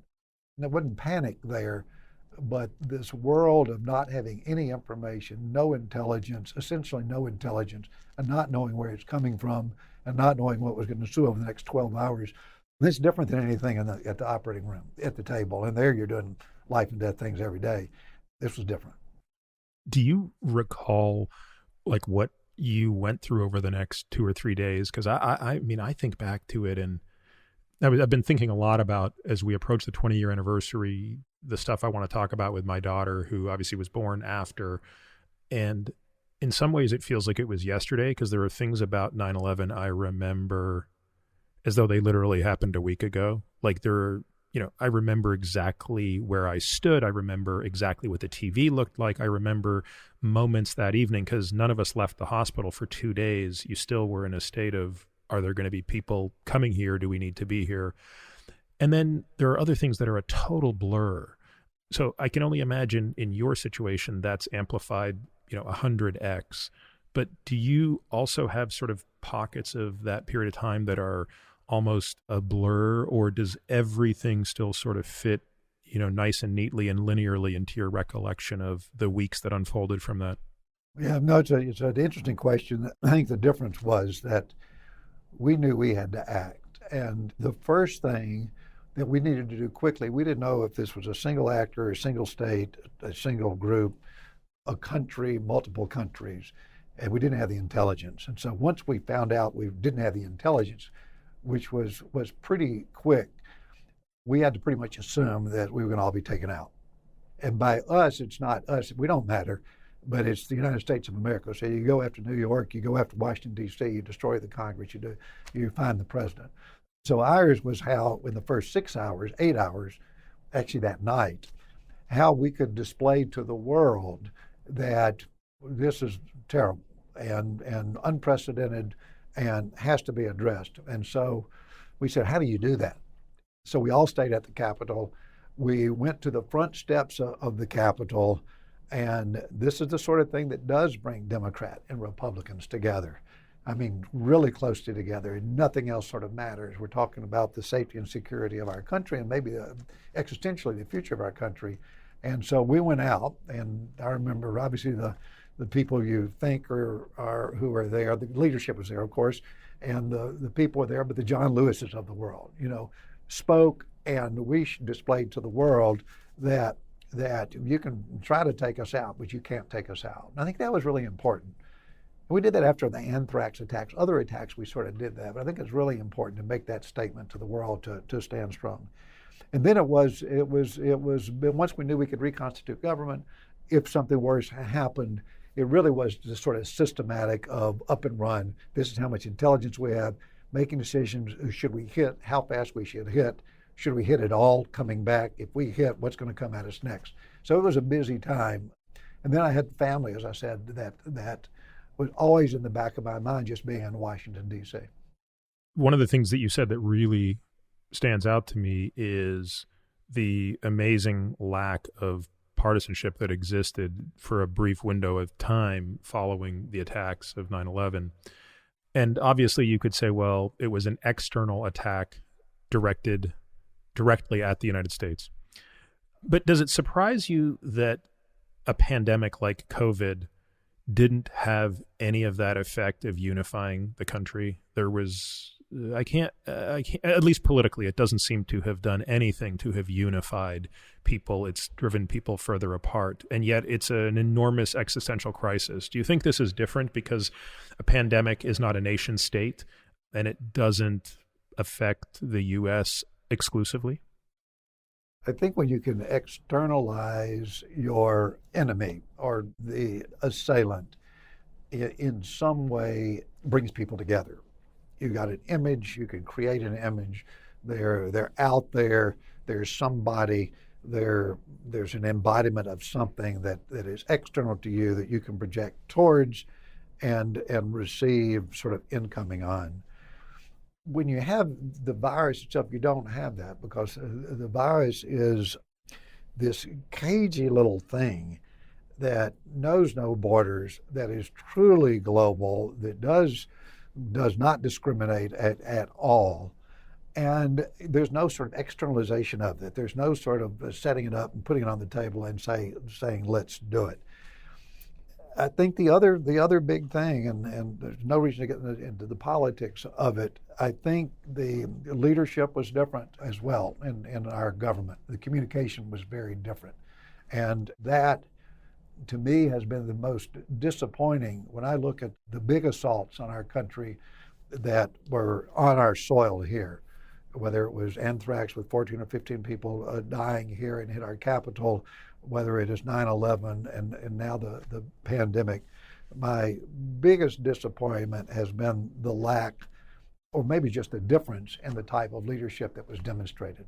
And it's leadership / communication, how things are articulated and the like. And I think that plays a big role. I think that if there had been a call to action with appropriate communication, leadership, trust, empathy, understanding that this pandemic could have been externalized, and we would probably have a more rallying around it instead of this, what you see on social media and internet and television, which continues to this day. In 2005, you quite accurately predicted what we're seeing now. You referenced the 1918 Spanish flu, and you said it was not a question of if, but rather a question of when we would experience another pandemic, another virus specifically. You very astutely pointed out that these 10 things are basically going to happen. There's going to be complete and total social chaos. There's going to be supply chain disruption, boom, boom, boom, boom, boom. And a pandemic preparedness strategy should include stockpiles of antiviral medications, all of these other things. It's easy to blame one party or the other, but the reality of it is no administration's really ever taken that seriously, have they? People have taken it seriously. I'd say both administrations have, and this may come back to where we started, that my experience coming in was colored by things like HIV/AIDS, killing 3 million people a year, was characterized by anthrax, which when it hit the Capitol and knowing the potential of what it could do. The lack of preparedness was just crystal clear to me just based on my past experience. And so what I did in 2005, as you said, 20 different speeches I gave, all basically out the same speech, but I gave them on the East Coast, West Coast, Silicon Valley, the floor of the United States Senate, far reaches like Nantucket, the Red Forest of California, everywhere. It was essentially the same speech as you said. It was called the Manhattan Project. It did predict it was going to come because of this admixture of birds and animals and transportation around the world. So it's clear. It's clear from a medical standpoint. And just to be clear, you thought it was inevitable just from these factors, not necessarily even bioterrorism. I mean, you were thinking that would be another potential way, but it was, okay. Yeah, and I used the bioterrorism a little bit because I talk about that as well, because you could intentionally manufacture any of this. You hook it onto a virus or hook it onto smallpox where you have something that's real transmissible. And it's not that hard to do. It's real easy to do. You can do it in a room, 8 by 12 foot room with simple things. And so the bioterrorism at the time, because of 9/11 and all the things that had gone on, it was clear we needed to worry about that, especially with smallpox, because Russia had a supply of smallpox they could use. But no, this was outside of that. This was sort of coupled with that, because the same things that you need are the communications, the infrastructure, the stockpiling, the virology, the research and development, the antiviral agents, the manufacturing capacity, all the things. These are all the things that, as I say them now, people are saying, oh, yeah, check. That's with COVID.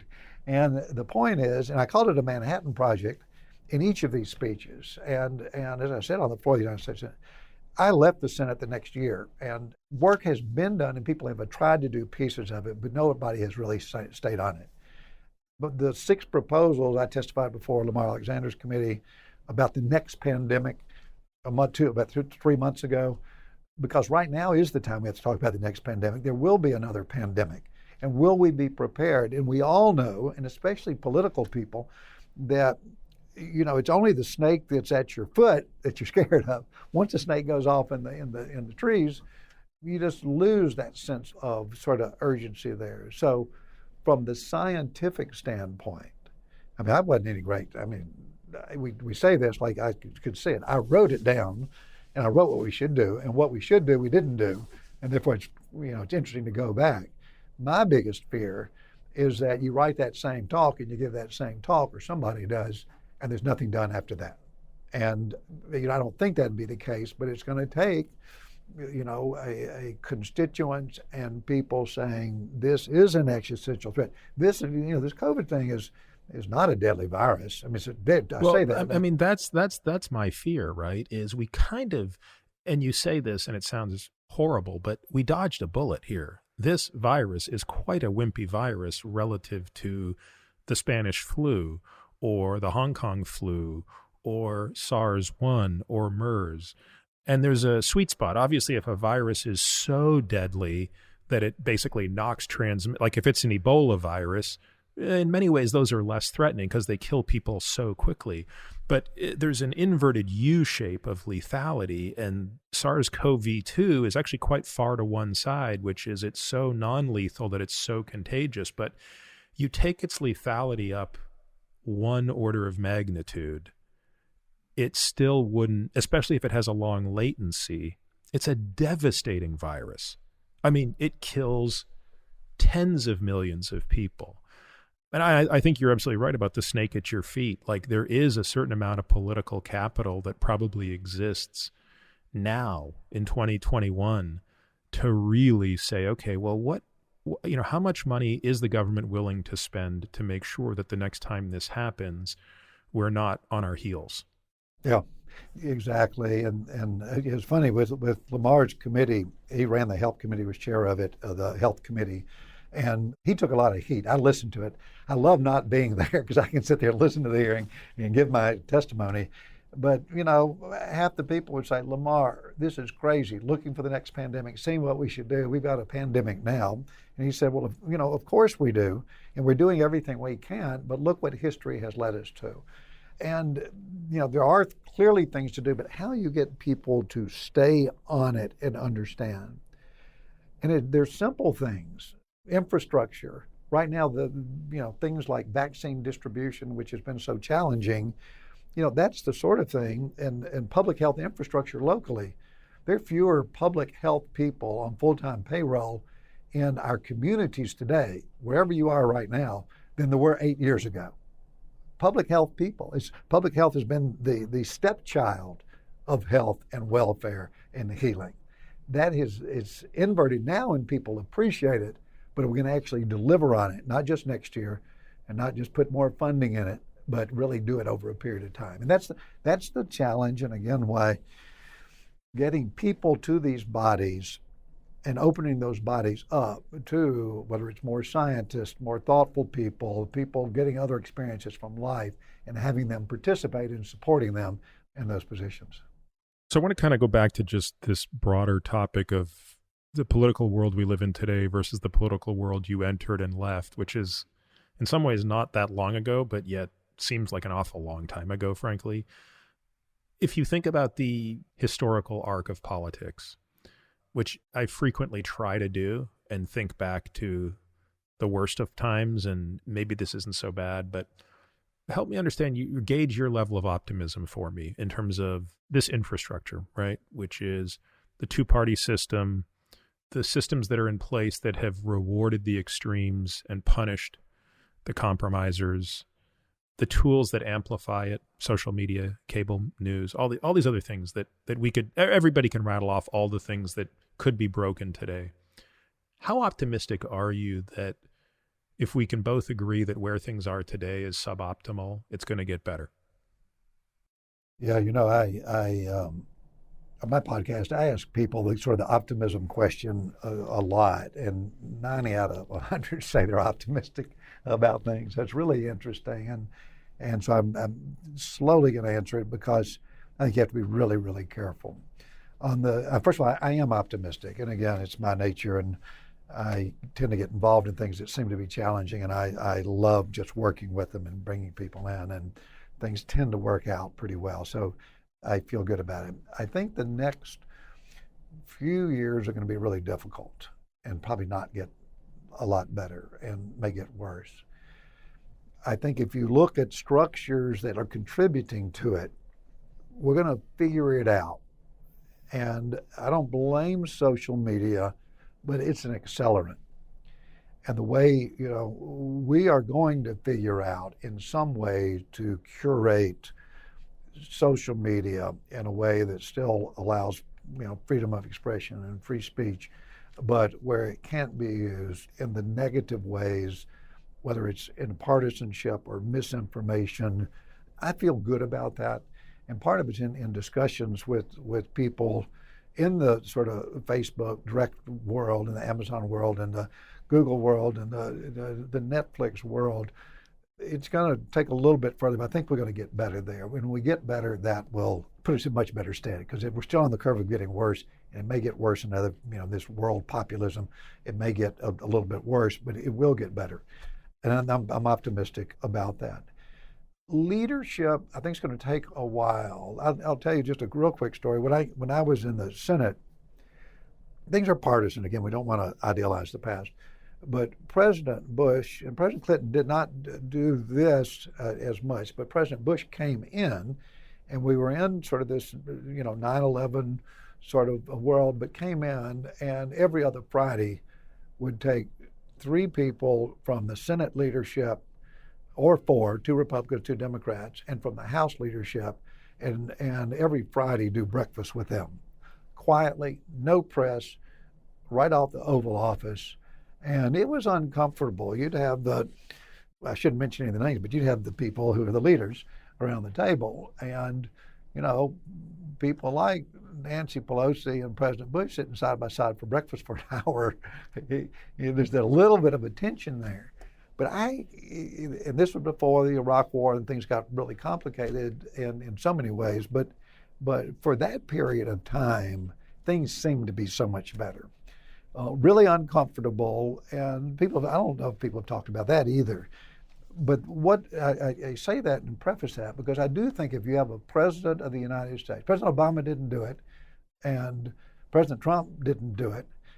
President Biden, it looks like he would do something like that, but you just don't know. But I do think if you had at that level, not at the level of a Chuck Schumer and Mitch McConnell, it's too ingrained there. But at that level, you pulled people together and said, I'm willing to lose my next election as President of the United States. And again, take President Biden or President-elect, soon to be President Biden, out of it. If you had somebody like that who stayed with it, it would make a difference. It gives cover for people below. It gives cover for the majority leader and the minority leader and the speaker and the Democratic leaders in the House. And that's not that hard. I mean, that kind of makes it sound simple to do. But sort of my experience and my thoughts, it could be as easy as that to begin to turn the tide. And I think we'll see that. I don't know if it'll be in the short term or long term or how long people will be around, but it takes that sort of courage to do it, to say I'm willing to sacrifice a second term or something like that. That's a big sacrifice, though, isn't it? I mean, that's not something to take lightly. Yeah, it is, but it's gotten to the point that how you elect somebody who really will do that from a very partisan group, it makes it hard, but it's doable. I mean, we're talking about regular people and people who can be reasonable, and not always. It depends on the individual.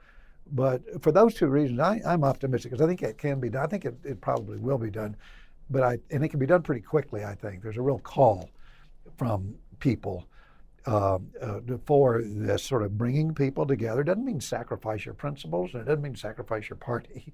It just means come to the table and be able to have a discussion and have a disagreement and leave, as we did sort of more in my first term than in my second term in the Senate, sort of shaking hands after you have a big debate on the floor of the Senate. There's so many other things I wanted to chat about, and we've gone a lot longer than I thought we would to this chapter, but we really have only covered a couple of the chapters of your life. There's an entire chapter that follows what you did in the Senate, which is in some ways the busiest chapter of your life in the last 15 years. I guess just for the sake of brevity, what has been the most interesting project you've worked on? Because you're doing venture capital, you're on the board of for-profits, not-for-profits, you're a part of the Bipartisan Policy Center, which is an organization I'm quite familiar with and quite impressed with. I mean, your commitments span so much. What has been the most interesting, and I guess what have you brought from the 2 previous chapters to it?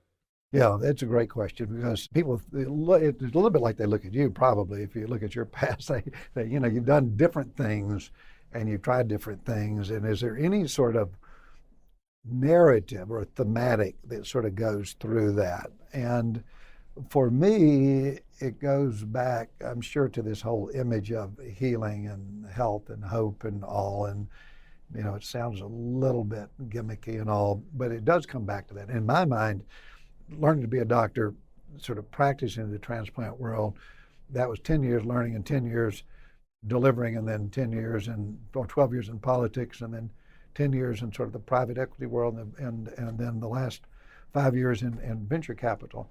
All of it's around health and healing. Everything I do, everything. And so what I did when I left the Senate, I said, now what is the next step? I, smartly said 12 years in the Senate. So I said, putting together my past experiences, what if there's one thing that could be done to change the course of history? And again, this is thinking big, and it's not the sort of thing you tell anybody at the time. What would it be? And, based on 20 trips to Africa and the global experience and all, and the HIV/AIDS globally, and I came back to one thing, and it was K through 12 education. And globally, probably K through 12 education for girls.